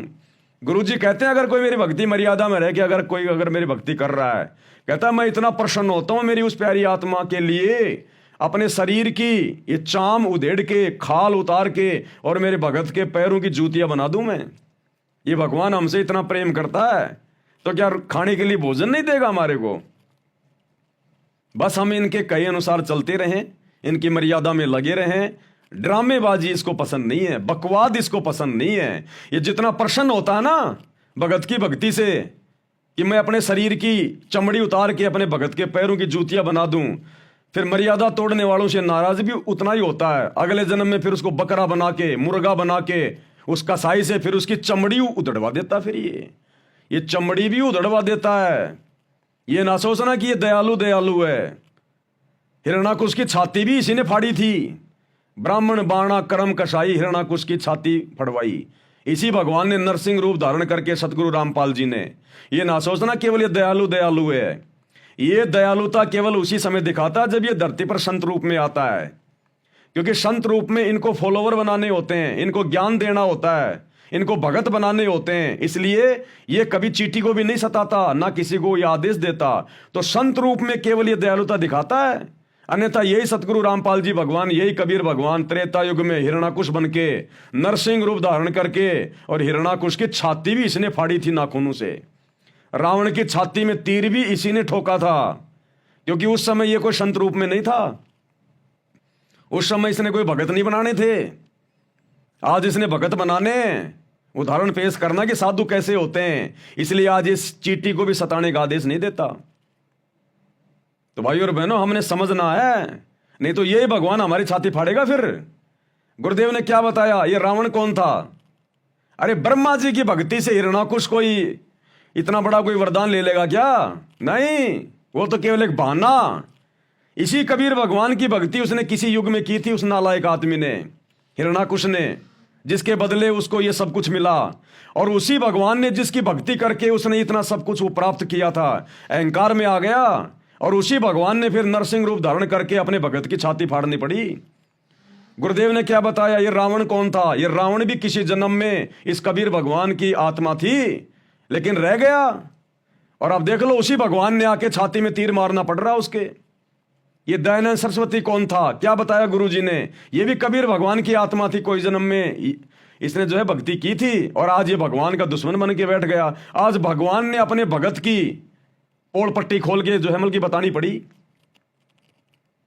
तो ये काल फिर आत्माओं को क्या करता है, क्या बताया गुरुदेव ने, इस कलयुग की पिछली पीढ़ी में जो जबरदस्त भक्ति जमा करने का समय है, सार नाम तक लेके जो पार नहीं हुआ, फिर वो काल के हत्थे चढ़ेगा। फिर काल उनमें से 12 आत्माओं को सेलेक्ट कर लेता है, जिनको क्या कहते हैं, अचिंत हंस। अचिंत हंस 12 आत्माएं छाट लेता वो, टॉप मोस्ट, जिनकी सार नाम की जबरदस्त कमाई होती है, लेकिन वो पार नहीं हो पाता। उन 12 आत्माओं को फिर वो कलयुग की पिछली पीढ़ी में इसी परमात्मा के खिलाफ यूज करता है। फिर वो, ये आपका राधा स्वामी का, ये धन सतगुरु वाला राम रहीम, वो ही 12 आत्माओं में से है। ये तुलसीदास जय गुरुदेव पंथ वाला, उसी 12 आत्माओं में से। ये राधा स्वामी पंथ वाले, धन सतगुरु पंथ वाले, ये कबीर पंथी, रांजड़ी वाला, दामा खेड़ा वाला, ये सब वही 12 अंश हैं। तो देख लो, काल फिर ऐसी दुर्गति करवाएगा भगवान के सामने खड़ा करके। तो जितने कर्म हमारे बनते हैं ना इस भगवान की शरण में आने के बाद, फूटते भी उतनी तेजी से हैं। इसलिए भगवान जितना दयालु है ना, अपनी नेक आत्माओं के लिए, मर्यादित आत्माओं के लिए। और जब आत्मा मर्यादा तोड़ के भक्ति करती है, ड्रामा करती है, और जब अपने गुरु को नाराज कर देती है, ये दुखी भी उतना ही होता है, ये फिर चमड़ी उधेड़ भी देता है ये। तो आप और हमने सावधान रहना है। अब वर्तमान में जैसे गुरुदेव का जो कलयुगी परिवार, उनके बेटा बेटी, भाई बंधु रिश्तेदार, ये कोऑर्डिनेटर, ये चमड़ी उखड़वाने वाले काम कर रहे हैं अपने, ये चमड़ी उखड़वाने वाले काम कर रहे हैं सारे के सारे, गुरुदेव को नाराज करके। तो आप और हमने शिक्षा लेनी है भाई और बहनों, शिक्षा। ये समय बारंबार नहीं मिलेगा। आप और हमें भी असल में अभी तक वो पूरी तरह से अंदर से, मतलब पूरी तरह से अभी हमें अंदर से वो ज्ञान नहीं है। हमें ये तो पता चल गया, इतना तो हमने मान लिया कि हमारे गुरुजी स्वयं कबीर भगवान हैं, सतलोक से आए हैं, और हमने इनके अलावा किसी और को मानने से भी हमने इनकार कर दिया। तभी तो हमने वो नकली कबीर की दाढ़ी मूछ वाली फोटो फाड़ फाड़ के फेंक दी। हम इन फर्जी आश्रमों में नहीं जाते अपने गुरुजी की गैर हाजिरी में। हमने गुरु को ही परमात्मा मान लिया, घर को आश्रम बना लिया, भोग लगा रहे हैं, इतना तो हमने मान लिया। इतना भी बहुत कुछ है हमारे लिए, बहुत कुछ है, क्योंकि इतना अपने गुरु को सतयुग से लेकर वर्तमान तक किसी ने नहीं माना, किसी ने भी। पहली बार माना है, क्योंकि ये कलयुग की पिछली पीढ़ी है। लेकिन परमात्मा हमें अच्छे से महसूस नहीं होने दे रहे। गुरुजी तो खुश हैं, खूब खुश हैं आप और हमारे से, हमारी भक्ति की जो क्रिया है उनसे बहुत खुश हैं, जो हमने गुरु को भगवान मान लिया, ज्ञान को आधार बना लिया। और दूसरे भाई बहनों के कुकर्मों पर हम लोग वीडियो बना बना के उनको समझा रहे हैं। तो गुरुजी तो हमसे अति प्रसन्न है कि अगर ये आत्मा इसी प्रकार से भक्ति पे लगी रही तो विमान तैयार है इनके लिए, कोई रोकने वाला नहीं है। लेकिन परमात्मा आप और हमें उस कदर महसूस नहीं होने देगा। नहीं तो भाई और बहनों, हम जीवित मर जाएंगे, हम जीवित मर जाएंगे, जीवित। अगर हमें परमात्मा पूरी तरह से ये अंदर से अगर ये जना दे कि ये हमारा वास्तव में बाप है और फलाना दिखना, और हम इतने दिनों से दुखी हो रहे हैं, कष्ट उठा रहे हैं, अगर गुरुजी हमें पिछला एक जन्म भी दिखा देना, एक जन्म भी, उस जन्म को देख के हमारा कालजा फट जाएगा। अगर एक जन्म भी अगर हमें गुरुजी अगर दिखा दें, तो वो गधे का, सूअर का, कुत्ते का, हमारा कालजा फट जाए हमारा। लेकिन गुरुजी चाहते हैं कि मैं मेरे बच्चों को ज्ञान आधार से भक्ति करवा के लेके जाऊंगा, चमत्कार दिखा के नहीं। इनको डर लगे तो ज्ञान से, इनकी आत्मा माने इस बात को। ये दिखा दिखा के इस प्रकार से इनको डरा धमका के नहीं ले जाऊंगा मैं सतलोक में। तो परमात्मा हमें अंदर से वास्तविकता पूरी तरह से दिखाना नहीं चाहते, नहीं तो हमारा कलेजा फट जाएगा कि अरबों खरबों की किस ब्रह्मांड में अनगिनत आत्माएं, और उनमें से हमारा नंबर आ गया सतलोक जाने का, और वो सतलोक और यहां के इतने कष्ट, हमारा कलेजा फट जाए। इसलिए परमात्मा ने हमारी बुद्धि को ऑफ कर रखा है, इतना ही खोल रखा है कि हम गुरु को भगवान मान के अपनी भक्ति भी मर्यादाओं के साथ में लगे रहें। तो ये दया भी गुरु उन्हीं आत्माओं पे करता है जिनको इसी जन्म में सतलोक लेके जाना होता है, कलयुग की पिछली पीढ़ी में। अन्यथा वो गुरु जी के दोनों नालायक बेटे, आपने देखा होगा कल वीडियो में, सर पे पगड़ी बांध के गले में माला डलवा के श्री कृष्ण जी का वो पुरस्कार ले रहे हैं। अरे गधे, सतगुरु का भगत हो के श्री कृष्ण जी की फोटो का, मूर्ति का तू वो पुरस्कार ले रहा है गौशाला में जाके। कहां ले जाएगा वो फोटो तू? गधे, या तो आश्रम में ले जाएगा या अपने घर पे ले जाएगा। अब बताओ, जबरदस्ती काल को प्रवेश कर रहा अपने घर में। भाई गुरु जी के दोनों लड़के ने वो पुरस्कार ले लिए, मूर्ति ले ली वो श्री कृष्ण जी की। अरे मूर्ति ले ली तो उन्होंने तो, गौशाला वालों ने तो आप लोगों को दे दी। अब तुम क्या करोगे उसका बताओ? या तो आश्रम में ले जाओगे या अपने घर पे ले जाओगे। तो जबरदस्ती काल को लेके जा रहे हैं अपने घर पर। तो ऐसों की आने वाले समय में भाई और बहनों चमड़ी उधड़वाएगा ये परमात्मा, चमड़ी। तो हमने ऐसे कुकर्मी काल के जीवों से वो भगत बने दिखाई देते हैं। इसलिए तो गुरुदेव कहते हैं संगत माई कुसंगत उपजे जैसे बन में बांस, और आप पे घिस घिस आग लगा लेकर बनखंड का भी नाश। ये है वो बांस के पेड़, बांस के वो बंबू। ये गुरुदेव के ये परिवार वाले, उनके बेटा बेटी भाई बंधु रिश्तेदार, ये है वो बंबू काल के जीव। तो हमने इनके कुकर्मों से भी शिक्षा लेनी है और अपने गुरुदेव की सत्संगों वाली शिक्षा को आधार बना के हमने आगे बढ़ना है, गलतियां करने से बचना है। बहुत सारी बातें भाई और बहनों, बहुत। अब ये क्या होता है भाई और बहनों, अब मैं तो आपकी तरह 2 कोटि का जीव हूं। मेरे को नहीं पता होता जब मैं आप लोगों के सामने बैठता हूं लाइव में तो मैं क्या बोलूंगा। नहीं, मेरे दिमाग में थोड़ी थी ये बातें कि मैं जो 1 घंटे से भोंक रहा हूं मैं ये बातें बोलूंगा। मैं तो विशेष संदेश नंबर 13 का पार्ट नंबर 3 लेके आया था कि जो परमात्मा बुलवाएंगे बोलेंगे। तो अब 1.5 घंटे से परमात्मा ने देखो किसी मैटर पे हमारे को आगे बढ़ा दिया। तो ये सतगुरु, फिर दास तो केवल यंत्र है, फिर सतगुरु के हाथ में रिमोट है। सतगुरु ने जो चैनल ऑन करना ना वो ही करेगा। दास की बस की बात नहीं है। फिर वहां पर 2 कोटि के जीव हैं अपन, पत्थर हैं पत्थर। पंखा चाहे 1 लाख रुपए का क्यों ना हो, चाहे सोने चांदी की उसकी पंखुड़ियां क्यों ना हो, पंखे की औकात नहीं है जब तक उसका मालिक उसका बटन दबाए और वो चल जाए। वो बटन दबाएगा तभी चलेगा, वो यंत्र है खाली। तो इसी प्रकार आप और हम सभी भाई बहन केवल यंत्र हैं सतगुरु के, और हमने अपना रिमोट अपने गुरुजी के हाथ में दे रखा है। जिसने मर्यादा तोड़ के काल के हाथ में दे रखा होगा तो काल चलाएगा, और जिसने मर्यादा में रह के अपने गुरुजी को दे रखा अपना रिमोट तो गुरुजी चलाएगा। तो ये परमात्मा के ऊपर निर्भर करता है, परमात्मा के ऊपर डिपेंड करता है सारा सब कुछ। तो कहने का मतलब भाई और बहनों, भले ही आपको दास बोलता हुआ दिखाई दे रहा है, लेकिन ये परमात्मा की तरफ से ये जो मतलब की वचन है। ये हमने ये नहीं सोचना कि ये भगत बोल रहा है। अरे नहीं, अच्छी शिक्षा, अच्छी बात हमें कोई भी दे दे, जगत वाला भी अगर हमें कोई अच्छी बात बताता तो हमने स्वीकार करनी चाहिए। कहते हैं ना कि ज्ञान अगर गधे से मिल जाए तो ले लेना चाहिए। ज्ञान अगर गधे से मिल जाए तो ले लेना चाहिए। मैं तो फिर भी आपका भगत भाई हूं। परमात्मा बुलवाएगा कुछ ठीक ही बुलवाएगा। तो हमने ये नहीं देखना और ना ही मन में ये सोचना कि ये भगत बहुत ज्ञानी है। ये भी हमारी फिर कमजोरी आ जाएगी। हमने हर कमजोरियों को निकालना है। हमारी आस्था, हमारा समर्पण, हमारा विश्वास केवल अपने गुरुजी के प्रति। गुरुजी चाहे अपने 1000 रूप बना के बराबर में खड़े हो जाएं, नहीं, रिजेक्ट। केवल हमारा गुरु जो वर्तमान में है वही हमारे लिए सब कुछ। हमारा सतगुरु चाहे जो कर सकता है। जब उसने 650 साल पहले बनारस के तोताद्री शहर में भैंसे राम से वेद मंत्र बुलवा दिए झोटे से, तो क्या झोटे को आज कोई पूजता है क्या? क्या कोई अपने घरों पर अपने दरबार में उस भैंसे राम की मूर्ति के आगे दीपक जलाता है क्या कि इस भैंसे राम ने 650 साल पहले वेदों के मंत्र बोले थे, हिंदी का अनुवाद भी किया था?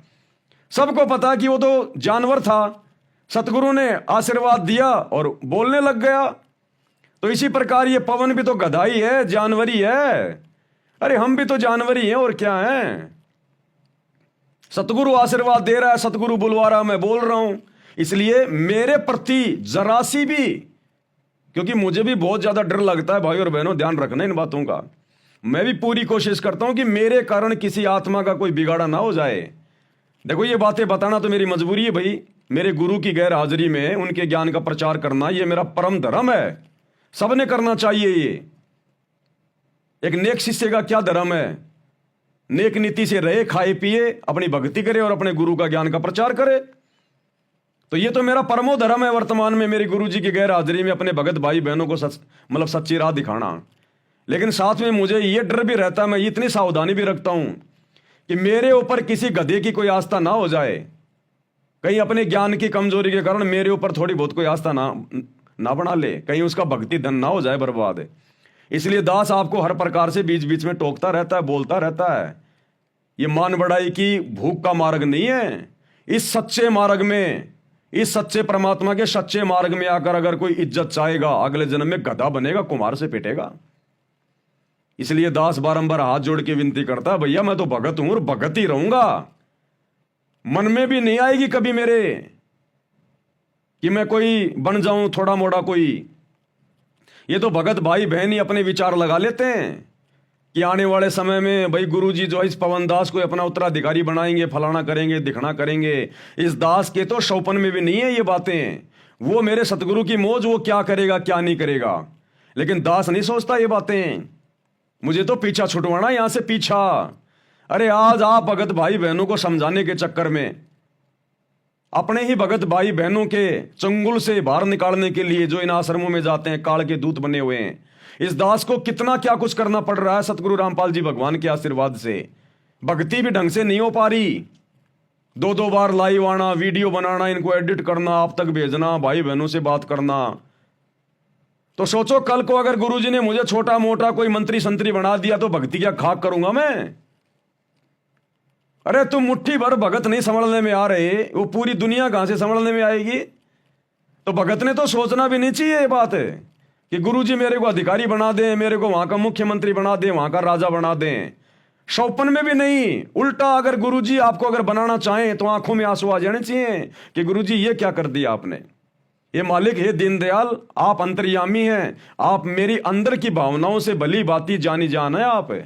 ये परमात्मा, मैंने तो ये गोबर कभी खाने की सोची भी नहीं थी। मालिक अगर आपका आदेश है तो आपका कुत्ता गोबर क्या, परमात्मा जमल की मिट्टी भी खाएगा। लेकिन परमात्मा मेरी कोई अंदर से कोई इच्छा नहीं है, भगवान मेरी भक्ति पूरी करवाओ। तो भगत के तो ये भाव होने चाहिए। उत्तराधिकारी गया बाढ़ में, ये परमात्मा अपने आप देखेगा अपने मार्ग को। ये 650 साल पहले भगवान आया था, आज 600 साल से इसका मार्ग यूं का यूं चल रहा है। कबीर पंथ कोई उत्तराधिकारी बना के गया था क्या? 5वें पंथ में आके काल ने उसको भी भ्रमित कर दिया था, चूड़ामणि को भी। तो भगवान का पंथ उसकी वचन शक्ति से चलता है, उसकी पावर से चलता है। ये सूरज चांद सितारे, ये दुनिया भर के ये उपग्रह जो अपनी अपनी दूरी में घूम रहे हैं, भगवान ने कोई डंडा दे के उनके पीछे कोई आदमी खड़ा कर रखा है क्या? उसकी वचन शक्ति से हो रहा सारा काम। एक वचन से उसने पूरी ब्रह्मांडों को बना दिया और एक वचन से सब कुछ चल रहा है। तो भगवान को जरूरत नहीं है कोई ठेकेदार बनाने की, और ना हमने ठेकेदार बनना, ना हमने सोचना आत्म कल्याण करवाना। ध्यान रखना, यही तो लोभ लालच मिलेंगे आपको। दुनिया देगी, दुनिया नहीं देगी तो सतगुरु देगा लोभ लालच आपको। सतगुरु देगा लोभ लालच आपको। तो चाहे सतगुरु दे चाहे दुनिया दे, हमने तो हाथ जोड़ लेने कि मुक्ति चाहिए, मोक्ष चाहिए। इसलिए तो परमात्मा कहते हैं सतगुरु के दरबार में और ग्राहक कोटि अनंत। यानी बहुत सारी आत्माएं आती हैं, नाम दीक्षा लेती हैं। ग्राहक यानी भगत। सतगुरु के दरबार में, साहिब के दरबार में ग्राहक कोटि अनंत। और 4 चीज वो चाहते, रिद्धि सिद्धि मान और महंत। धन दौलत, रिद्धि सिद्धि यानी प्रसिद्धि, बड़ा पद, रिद्धि सिद्धि, मान यानी मान बढ़ाई, और महंत यानी महंताई, संताई। तो 99% लोग ये 4 चीजें मांगने के लिए आते हैं, भक्ति करते हैं कि सतगुरु के दरबार में ग्राहक कोटि अनंत। पर 4 चीज वो चाहते, रिद्धि सिद्धि मान मेहनत। ये हमारे कोऑर्डिनेटर भाई बहन, ये गुरु जी का परिवार है, यही सोच के तो भक्ति कर रहा था। अब परमात्मा तो दाता है, जो मांगोगे वही देगा। आप आज देख लो, आज गुरुजी ने अपने परिवार को मान बढ़ाई दे दी, सर पे बांध के पगड़ी, गले में माला, हाथ में श्री कृष्ण जी की मूर्ति। अब देख लो, इनको जो चाहिए था वो दे दिया भगवान ने। ये तो दाता है। ये भक्ति जो मन में धारणा रख के आप करोगे, भगवान वही देगा आपको, लेकिन गधा भी बना देगा फिर अगले जन्म में।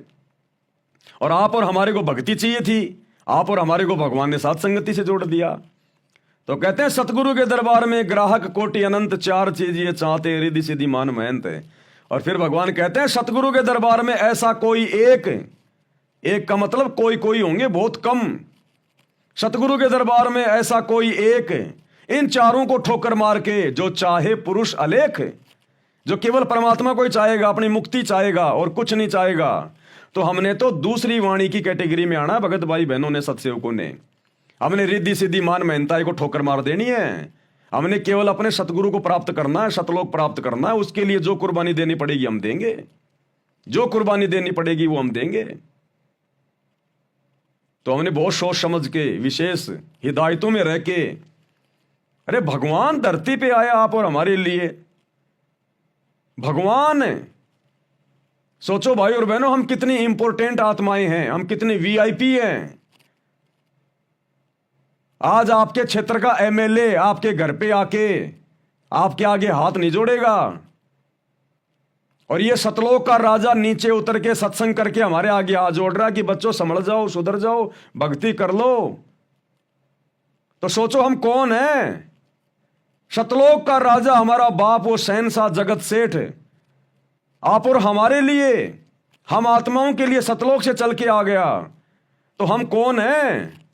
यहां के राजा महाराजा तो हमारे नाखून के बराबर भी नहीं है। ये वर्तमान में खाते पीते घूमते दिखाई दे रहे हैं, अगला जन्म इनका गधे का है। तो इस संसार की सर्वश्रेष्ठ आत्माएं हैं, भले हम चाहे गरीब है, निर्धन है, काले कलूटे, लूले लंगड़े, ठिगड़े, कैसे भी है। ये हमारा सौभाग्य।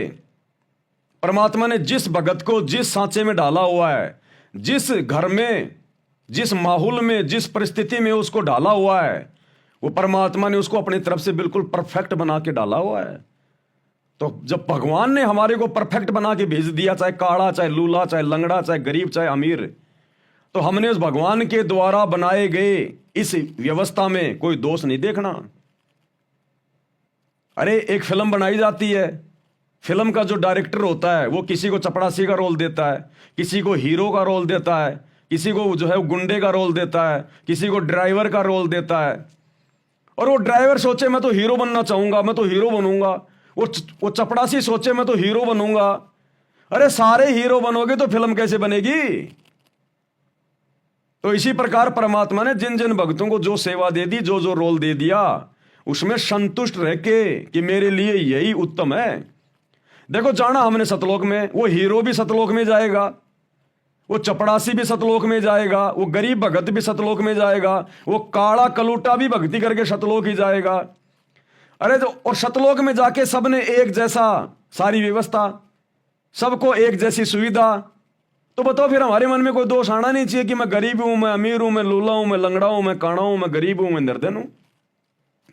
जब सबने सतलोक जाना, एक जैसा शरीर प्राप्त करना, वहां जाके एक जैसी वहां पर सुंदरता, वहां कोई मन में दोष आता ही नहीं, ना वहां कोई निर्धन है। तो जब एक जैसी चीजें हमें जाने के बाद में मिलेंगी, सतलोक मिलेगा, मोक्ष मिलेगा, फिर यहां हम क्यों अपने मन को जो है कि उसमें लेके आए कि मैं ऐसा क्यों, मैं ऐसा क्यों। हमें तो खुश होना चाहिए कि अच्छा किया भगवान ने मुझे गरीब बना दिया, अच्छा हुआ भगवान ने मुझे लूला लंगड़ा बना दिया, नहीं तो पता नहीं मैं क्या बकवाद कर बैठता। अच्छा हुआ भगवान ने मुझे काला कलूटा बना दिया, नहीं तो मैं कितने लड़कियों के मैं जो वो कर्म बिगाड़ता। मुझे देख देख के लोग पता नहीं अपने मन में क्या क्या दोष पैदा करते, कितनी सुंदर है, वाह गजब। कितने लोग मेरी सुंदरता को देख के अपने वो कर्म फोड़ते। ये तो अच्छा हुआ भगवान ने मुझे काला कलूटा बना दिया, अच्छा हुआ भगवान ने मेरे को गरीब बना दिया, नहीं तो ये माया पता नहीं मेरे कहां कहां ये मेरे वो कर्म फोड़ती। तो ये तो भगत ने खुश होना चाहिए कि मेरे परमात्मा ने भक्ति करवाने के मेरे को जानबूझ के इस व्यवस्था में रखा है। तो ये सतगुरु की व्यवस्था है। सतगुरु की शरण में आने के बाद भगत के साथ में जो भी होगा वो सतगुरु करेगा। ये सतगुरु तो 1 सेकंड में मिट्टी को सोना बना दे। अरे गोरखनाथ जैसे 2 कोड़ी के जीव थोड़ी मोड़ी वो रिद्धि सिद्धि लेके और एक छोटे से पहाड़ को पूरा सोना बना दिया था उसने। हमारा सतगुरु अपने काले भगत को गोरा नहीं बना दे, 5 फुट के भगत को जो है मतलब 80 फुट का नहीं बना दे, ये तो लाख फुट का बना दे। लेकिन फिर हम भक्ति नहीं कर पाएंगे। क्या अपने गरीब भगत को सतगुरु अमीर नहीं बना दे? क्या इसने बनाए नहीं? इसने आज से पहले 7-7 पीढ़ी का राज दे रखा है। गरीब को निर्धन बना रखा है। सम्मन जैसों को, तैमूर लंग को 7 पीढ़ी का राज दिया। क्या ये परमात्मा पूरी धरती को सोना नहीं बना दे? फिर खाएंगे क्या? अरे पूरी धरती को भगवान अगर सोना बना दे, जब परमात्मा ने ये प्रकरण सुनाया कि पुण्यात्मा तुम इन छोटे मोटे साधु संतों को देख के डगमग मत होना। उस गोरखनाथ ने 2 कोड़ी के जीव ने थोड़ी मोड़ी और रिद्धि सिद्धि थी उसके पास में, इसी भगवान की भक्ति करके ली हुई थी और एक छोटे से पहाड़ को सोने का बना दिया अपनी शक्ति से।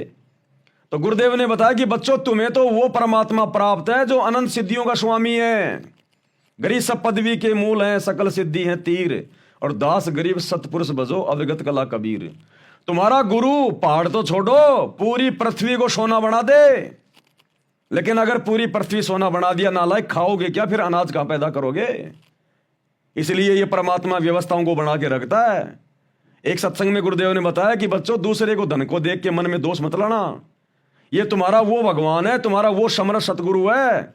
अगर तुम अपने घर के दरवाजे खोलो, पूरा घर तुम्हारे को नोटों से भरा हुआ मिले, पूरा घर, लेकिन फिर तुम भक्ति नहीं कर पाओगे, फिर तुम बकवादों में उलझ जाओगे। इसलिए परमात्मा कहते हैं सुख के माथे पत्थर पड़े जो नाम हृदय से जाए, और बलिहारी उस दुख के ऊपर जो पल पल नाम रटाए।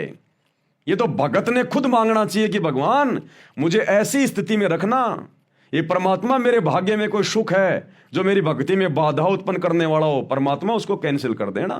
ये मीठा मीठा दर्द, ये मीठा मीठा दुख मुझे दिए रहना, ताकि तेरी याद में मेरी आंखों से आंसू निकलते रहें। मेरे भाव तेरे चरणों में जो है वो बने रहें, मेरी भक्ति बनी रहे। क्योंकि भाव और श्रद्धा के बिना भक्ति का कोई मोल नहीं है। अगर आंखों से आंसू नहीं निकले सतगुरु के प्यार में, सतगुरु की सेवा में, तो इस भक्ति का, नाम स्मरण का कोई मोल नहीं है। तो ये तो हमने खुद मांगना चाहिए अपने भगवान से। हम नहीं मांग पा रहे थे, हमें नहीं पता था, इसलिए भगवान ने जानबूझ के हमें उसी स्थिति में पैदा कर दिया।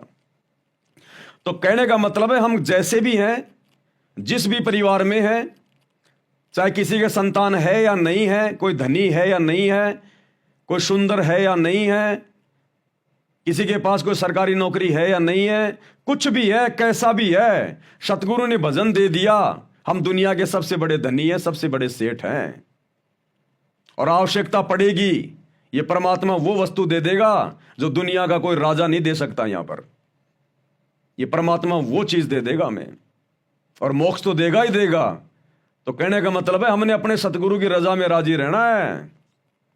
कुत्ता हूं गुरुदेव का, पवन दास का नाम, गले प्रेम की जेवड़ी, झांके छोता जाऊं मैं। तो करो तो बावड़ूं, दूर दूर करो तो जाऊं, और जो राखूं त्यों ही रहूं, जो देवो सो खाऊं। जो राखूं त्यों ही रहूं, हमरा के चारा, और खाने जाद खरीद हूं मैं गुलाम तुम्हारा। ये परमेश्वर मैं तो आपका खरीदा हुआ गुलाम हूं, दास हूं, कुत्ता हूं। जो टुकड़े डालोगे परमात्मा उसी में संतोष करके खाऊंगा। कुत्ते को 2 रोटी की भूख है और मालिक ने अगर उसको आधी रोटी डाल दी, वो आधी रोटी खा के सो जाएगा वहीं पे पूंछ हिला के। वो मालिक के साथ में डिमांड नहीं करेगा कि मुझे और दे, उसी में संतुष्ट होके सो जाएगा वो कुत्ता। ये कुत्ता का उदाहरण क्यों देते हैं गुरुदेव बार बार? कुत्ते में बहुत सारे गुण हैं, बहुत गुण हैं। अगर उसके आधे गुण भी अगर भगत अपने ऊपर धारण कर ले, सतलोक चला जाए। कुत्ते से बड़ा कोई स्वामी भगत नहीं होता, कुत्ते से बड़ा कोई स्वामी भगत नहीं होता। तो हम भक्तों ने उस कुत्ते की तरह गुरु भगत बनना है। कुत्ता हर हाल में संतुष्ट रहता है, एक रोटी टुकड़े के बदले पूरी जिंदगी पूंछ हिलाएगा, उसके चप्पल चाटेगा। कुत्ते को उसका मालिक अगर किसी कारण से मारता है, पीटता है, कुत्ता भौंकता नहीं उसके सामने। और कुत्ता विश्वास इतना करेगा अपने मालिक पे, अगर आपके घर में किसी के कोई पालतू कुत्ता वगैरह हो, आप देखना कभी उसको टेस्ट करके, एक लठ ले लो आप लंबा सा, और कुत्ता आपके सामने जमीन पे वो लेटा हुआ है, आप यूं लेके लठ एकदम से उसको मारने का प्रयास करो, यूं आदमी होगा ना भाग जाएगा वहां से, वो कुत्ता भागेगा नहीं, वो आंखें बंद करके यूं ही करेगा, यूं यूं यूं आंखें बंद करके यूं यूं भागेगा नहीं। उसको विश्वास है कि ये तेरा मालिक है, मारेगा नहीं। वो जानवर को भी एक इंसान पे इतना विश्वास है, हम इंसानों को अपने गुरु पे कितना विश्वास होना चाहिए। एक गुरु शिष्य कहीं जा रहे थे, रास्ते में रुक गए, पुराने समय की बात थी, एक धर्मशाला में रुक गए, सो गए। रात को गुरु उठा, देखा चेला सो रहा है, गुरु ने हाथ में चक्कू लिया, चेले की छाती पे बैठ गया, गर्दन पे रख दिया, गर्दन पे चक्कू रखा गया, चेले की आंख खुली, देखा गुरुजी बैठे, चक्कू गर्दन पे, वापस आंख बंद करके सो गया। गुरु ने थप्पड़ मारा, नालायक तेरे को डर नहीं लगा मैं तेरा गर्दन काट देता तो? बोला गुरुजी आप अगर गर्दन काटोगे तो मेरे भले में काटोगे। अरे आपके हाथ से तो गर्दन कट के मरना भी लाख गुना अच्छा है। तो इतना विश्वास अपने गुरु पे होना चाहिए, लेकिन उस कुत्ते जितना विश्वास भी भगत को भगवान पे नहीं हो रहा। अरे जिस दिन हमें इतना विश्वास हो जाएगा ये भगवान आया किस लिए, हमें ले जाने के लिए, उसी दिन ले जाएगा। लेकिन अभी हमारे अंदर वो विश्वास पैदा हो ही तो नहीं रहा। तो कुत्ते में बहुत सारे गुण हैं। कुत्ता अपने मालिक की तरफ कभी भोगता नहीं, अपने मालिक को कभी छोड़ के नहीं जाता, वो मालिक ही छोड़ देता उसको, लेकिन कुत्ता कभी अपने मालिक को छोड़ता नहीं है और संतोष करता है और हमेशा रखवाली करेगा, स्वामी भक्त बन के रहेगा। उसकी प्रॉपर्टी के आसपास कोई आने का प्रयास करेगा, भोंकेगा, हो सकता है काट ले। तो हम अगर उस कुत्ते के आधे गुणों को भी अगर अपने जीवन में लेके आ जाएं, आधे गुणों को भी, हमारा बेड़ा पार हो जाए। तो बहुत सारी बातें भाई और बहनों गुरुदेव की रजा से आए थे विशेष संदेश पे चर्चा करने के लिए, लेकिन टाइम हो गया है, 4 बजने वाले हैं।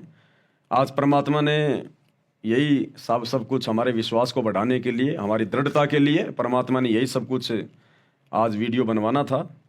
हम तो परमात्मा के कुत्ते हैं भाई, वो जो इशारा करेगा वही बोलेंगे, इससे ज़्यादा नहीं बोल सकते। तो भाई और बहनों आज का वीडियो यहीं समाप्त करते हैं। रात्रि 8 बजे मुसलमान नहीं समझे ज्ञान कुरान इस पुस्तक के ऊपर वीडियो बन रहे हैं। सभी भाई बहन ज़्यादा से ज़्यादा शेयर करें, ये बहुत इंपॉर्टेंट वीडियो है। ये पूरा वीडियो हमने भी देखने की आवश्यकता है, क्योंकि इस पुस्तक में मुसलमान नहीं समझे ज्ञान कुरान में जितना बढ़िया संदेश मुसलमान भाइयों के लिए है, उससे कहीं ज़्यादा अच्छा संदेश हम भगत भाई बहनों के लिए है कि आप और हमने और कितनी सावधानियां रखनी है, किन किन बातों का ध्यान रखना है। ये बहुत इंपॉर्टेंट वीडियो है। सभी भाई बहन इनको देखें, ज़्यादा से ज़्यादा शेयर करें और अपनी भक्ति, ये सबसे पहले है, ध्यान रखना भाई और बहनों। ये वीडियो देखना दिखाना ये अलग बात है, ये भक्ति हमारा सबसे पहला काम है।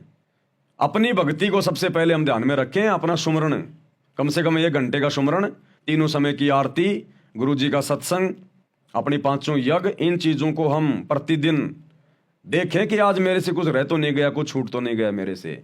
प्रथम ये है, उसके बाद में बाकी क्रिया है। ये दास समय पे अपनी भक्ति मालिक के आशीर्वाद से थोड़ी बहुत कर लेता है। इस भक्ति के कारण ही मेरे वचन में शक्ति है, जो आप भाई बहन मेरी बातों को मान रहे हो, फॉलो कर रहे हो, या मैं ये सारी बातें बोल पा रहा हूं। नहीं तो मैं भी आप जैसा 2 कोटि का जीव हूं, लेकिन इस भक्ति के कारण है सब कुछ। अगर मैं भक्ति करूं नहीं और आप लोगों को जो है मतलब फोकट में भाषण देता रहूं, कोई नहीं सुनेगा। सुन लोगे लेकिन कोई अपने जीवन में नहीं उतारेगा उनको। आज परमात्मा इस दास से जो भी भक्ति का सत्य संदेशा दिलवाते हैं, आप सभी भाई बहन तुरंत फॉलो कर लेते हो, तुरंत आत्मा उसको कैच कर लेती है।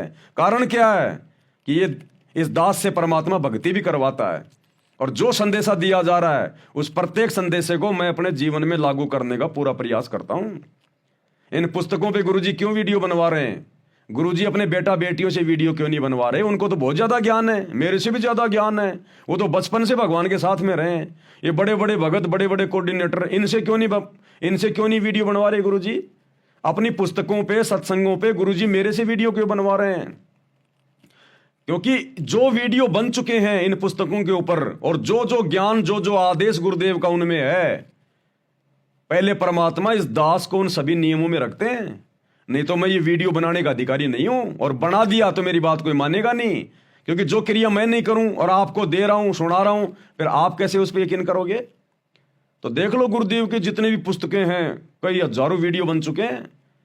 इसका मतलब जो भी बात आप लोगों को बोली गई है, प्रत्येक बात पे परमात्मा दास को खरा उतारते हैं। वो सारी चीजें हम फॉलो करके बैठे हैं, तब जाके परमात्मा ने इस दास के मुंह से ये वीडियो बनवाने शुरू किए। नहीं तो परमात्मा किसी ऐसे अनधिकारी से वीडियो नहीं बनवाएंगे।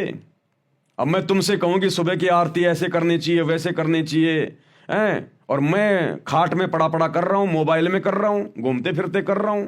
मजबूरी की बात अलग है कभी कभार, लेकिन वैसे मैं आपको कहता रहूं और मैं खुद में वो मतलब चीजें मैं ना करूं तो आप पे कोई असर नहीं होगा। और इसका जीता जागता प्रमाण है, मैं आपको बता देता हूं। हालांकि वो गलती दास से हुई नहीं है, लेकिन मैंने उसको हल्के में ले लिया। दास ने एक वीडियो बनाया था कि जब भी हम मोबाइल खोलेंगे 2 मंत्र का जाप करेंगे, जब भी हम यूट्यूब चलाएंगे 5 मंत्रों का जाप करेंगे, लेकिन वो दास नहीं कर पाया। आज देख लो कोई भाई बहन नहीं कर रहा होगा उसको फॉलो। अब आपको याद आया होगा कि हाँ भाई हम तो वो कर ही नहीं रहे, क्योंकि मुझे पता इन बातों का। लेकिन दास ने एक बात कही थी, यदि हम सेवा के लिए मोबाइल खोल रहे हैं, हमारे को तुरंत मोबाइल खोलना पड़ रहा है, सेवा के लिए हमारे को तुरंत यूट्यूब को देखना पड़ रहा है, तो वहां मंत्र जाप करने की आवश्यकता नहीं है। यदि ये मन खाली है और बकवाद के लिए अगर यूट्यूब खोलना चाहता है तो हमने वहां मंत्र जाप करने हैं। तो दास का तो 24 घंटे भाई और बहनों सेवा में रहता है सारा सब कुछ, हम बकवाद के लिए नहीं देखते, इसलिए मैं वो नहीं कर पाता। लेकिन फिर भी देख लो, मेरा मकसद भी सही है, लेकिन फिर भी जो मैंने बोला उसके ऊपर मैं नहीं रुक पाया, जिस कारण से आप भाई बहन भी नहीं रुक पाए। तो ये होता है वचन की शक्ति और वचन की वो बर्बादी, ये होता है। इसलिए परमात्मा ने दास को खड़ा किया कि इन पुस्तकों पे जो वीडियो बन रहे हैं ना, परमात्मा पहले मुझे उनके ऊपर खरा उतार रहा है, तब जाके आप भाई बहन ये विश्वास कर पा रहे हो, इन नियमों को मर्यादाओं को अपने जीवन में लागू कर पा रहे हो परमात्मा के आशीर्वाद से। तो दास केवल एक यंत्र है, आप जैसा ही हूं, 2 कोटि का जीव, पत्थर, जड़ बुद्धि प्राणी हूं। हो सकता आप लोगों से भी नीच प्राणी हूं मैं, नीच। आप ये ना सोचना कि पवन दास वीडियो बना रहा है, परमात्मा इतनी दया कर रहे हैं, बहुत अच्छी आत्मा होगी। अरे ये तो सोचो आप, भक्ति मुझे करनी, भक्ति आपको करनी, सतलोक आपको जाना, सतलोक ही मुझे जाना, और मेरे माध्यम से परमात्मा आपके पास में बैठे बैठे वीडियो पहुंचा रहे हैं, बैठे बैठे जानकारियां पहुंचा रहे हैं। अरे मुझे तो कितनी मेहनत करनी पड़ रही है, कितनी कोशिश करनी पड़ रही है। ये वीडियो बनाने के चक्कर में फिर मेरे को जेल जाना पड़ रहा है, मेरे ऊपर मुकदमे हो रहे हैं, धमकियां आ रही हैं, और आप लोगों को बैठे बैठे सारी चीजें मिल रही हैं। तो मालिक की विशेष आत्मा मैं हूं या फिर आप हो? मोक्ष मैंने प्राप्त करना, आपने भी करना, लेकिन उन चीजों को करने के लिए मुझे कितना वो जो मतलब कि संघर्ष करना पड़ रहा है, और आप लोगों को वो चीजें बैठे बैठे मोबाइल में मिल रही हैं। आपको खाली शेयर करना है और मुझे 3-3 घंटे जो है मतलब कि खड़े होकर वीडियो बनाने पड़ रहे हैं, जेल जाना पड़ रहा है, मुकदमे हो रहे हैं। तो मालिक की विशेष आत्मा मैं या फिर आप, जिनको बैठे बैठे परमात्मा हलवा खिला रहा है? पवन दास तो हलवा बना रहा है और आप लोगों को भगवान खिला रहा है। तो विशेष प्यारी आत्मा आप हो परमात्मा की, ना कि पवन दास। इसलिए इस कुत्ते पवन दास के ऊपर कोई आसक्ति करने की जरूरत नहीं है। अपने कर्म मत फोड़ देना कभी जिंदगी में मेरे को विशेष मान के। हाँ, ये तो मन में आ सकता है कि भाई देखो अच्छी आत्मा है, भगवान ने इसके ऊपर देखो कितनी बड़ी दया करी, इसको सेवा बख्शी है। लेकिन सेवा भगवान उसी को बख्शेगा जिसको सेवा की जरूरत है। अरे डॉक्टर ज्यादा नजदीक उसी मरीज के रहेगा जो ज्यादा बीमार होता है। अब दूसरा मरीज सोचे कि ये डॉक्टर तो 24 घंटे उसी के साथ में रहता है, मेरे से तो प्यार ये करता ही नहीं, मेरे पास तो बार बार आता नहीं। अरे गधे, क्यों बुला रहा है डॉक्टर को बार बार अपने पास में? डॉक्टर तो उसके पास ही ठीक है। तो जो ज्यादा मरीज होता है डॉक्टर वहीं तो जाएगा ज्यादा। तो जो ज्यादा भक्तिहीन होगा गुरु उसी को तो ज्यादा सेवा देगा। तो आप भाई बहन इतने भक्तिहीन नहीं है, आप अच्छी आत्मा भगवान की, इसलिए आपको बना बनाया हलवा खाने को मिल रहा है और दास को मेहनत करनी पड़ रही है। तो सर्वश्रेष्ठ आत्मा आप लोग हैं, ना कि पवन दास। इसलिए हमने किसी भगत पे आस्था नहीं रखनी है, अपने गुरु जी के चरणों में, कि जो भी कुछ करवा रहा मेरा गुरु करवा रहा है। अगर मेरा गुरु अपना आशीर्वाद ना दे, ये पवन दास 2 कोटि का गधा है, क्या कर लेगा? ये कुछ नहीं कर सकता। और ये रियलिटी है, हकीकत है ये। तो हर बात में अपने गुरु जी को सरे, अपने गुरु जी को महत्व, तब जाकर गुरु अपने चरणों में जगह देगा। ये परीक्षा हमारी होती है, ये परीक्षा चल रही है हमारी हर प्रकार से, ध्यान रखना। हर प्रकार से। ऐसा नहीं है कि उधर पहले मैनेजमेंट के चक्कर में फंसे हुए थे, कोऑर्डिनेटरों को महान मान रहे थे, गुरुजी के बेटा बेटी को महान मान रहे थे, इधर साथ संगति में आके पवन दास को महान मानने लग जाओ, फिर तो वही बात होगी, आसमान से गिरे खजूर पे अटके लटके रह जाओगे फिर। हालांकि ऐसी गलती सत्संग को भाई बहन नहीं करेंगे, लेकिन दास का फर्ज है बोलने का। दास का फर्ज है कहीं कोई कचरा हो तो अपने दिमाग से निकाल दे। हम सब जीव हैं, हमारी जीव जाति है, हमारी कोई औकात नहीं है।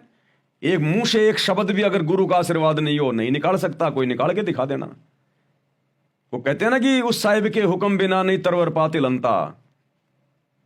एक भाई ने ऐसा आ रहा था यूट्यूब पे, बोला उस साहिब के हुक्म बिना नहीं तरवर पाते लंता, कि उस अल्लाह की मर्जी के बिना पेड़ का पत्ता भी नहीं हिल सकता। यूट्यूब पे दास देख रहा था, एक वीडियो बनाया किसी ने कोई मजाक में, बोला अरे बोला भाई तू कह रहा था ना कि अल्लाह की मर्जी के बिना कोई पत्ता भी नहीं हिल सकता। एक हिंदू भाई था मुसलमान को कह रहा था कि तुम कहते हो ना कि हमारे अल्लाह की मर्जी के बिना पेड़ का पत्ता भी नहीं हिल सकता। तो उस हिंदू भाई ने पेड़ पे चढ़ के जोर से पेड़ को हिला दिया, कई पत्ते नीचे भी गिर गए। बोला देख मैंने हिला दिया। उस नालायक को ये नहीं पता उस पेड़ पे चढ़ना और पेड़ के ऊपर चढ़ के पेड़ को हिलाना उस अल्लाह की मर्जी से हुआ है। ये भी उस खुदा की मर्जी थी, लिखा हुआ था, ऐसा ही लिखा हुआ था। ये भी उसकी मर्जी से हुआ है, अन्यथा नहीं हो सकता। तो इसी प्रकार जो भी कुछ करने धरने वाला ये परमात्मा है, जीव केवल बिना ज्ञान के अपने कर्म फोड़ सकता है। तो भाई और बहनों, आप और हमारा सौभाग्य, गुरुदेव ने हमें सद्बुद्धि दी, साथ संगति से जोड़ा, अपने चरणों में बनाए हुए हैं। आप और हमने इस मेहरबानी को इसी प्रकार से बना के रखना, निरंतर आगे बढ़ना है। अब गलतियों की गुंजाइश नहीं है इस भक्ति मार्ग में। अब तो जिन जिन भक्तों ने जो गलतियां की हैं, जो कर दी हैं, अब तो उनके परिणाम भोगने बाकी हैं। अब देखना आने वाले समय में, ये 10 साल से आप और हम भगत भाई बहन जो साथ संगति से जुड़कर जो संघर्ष किया है, जो मर्यादा निभाई है, अब देखना इसका रिजल्ट हमें क्या मिलेगा। और आश्रमों से जुड़कर गुरुदेव के परिवार के पैर चाट कर, कोऑर्डिनेटरों के तलवे चाट कर उस नादान संगत ने जो मर्यादा तोड़ी है, अब देखना उनका क्या बुरा हाल होगा। अब पता चलेगा ये भक्ति है, कोई मजाक नहीं चल रहा था। अब देखना। तो भाई और बहनों, आज के वीडियो में केवल इतना ही। परमात्मा हम सबको आशीर्वाद दें, सद्बुद्धि दें। कल फिर से जुड़िएगा और रात्रि 8 बजे लाइव वीडियो में जुड़िएगा। परमेश्वर इसी प्रकार से हम सबको अपने चरणों में बनाए रखें। बंदी छोड़ सतगुरु रामपाल जी भगवान की जय हो।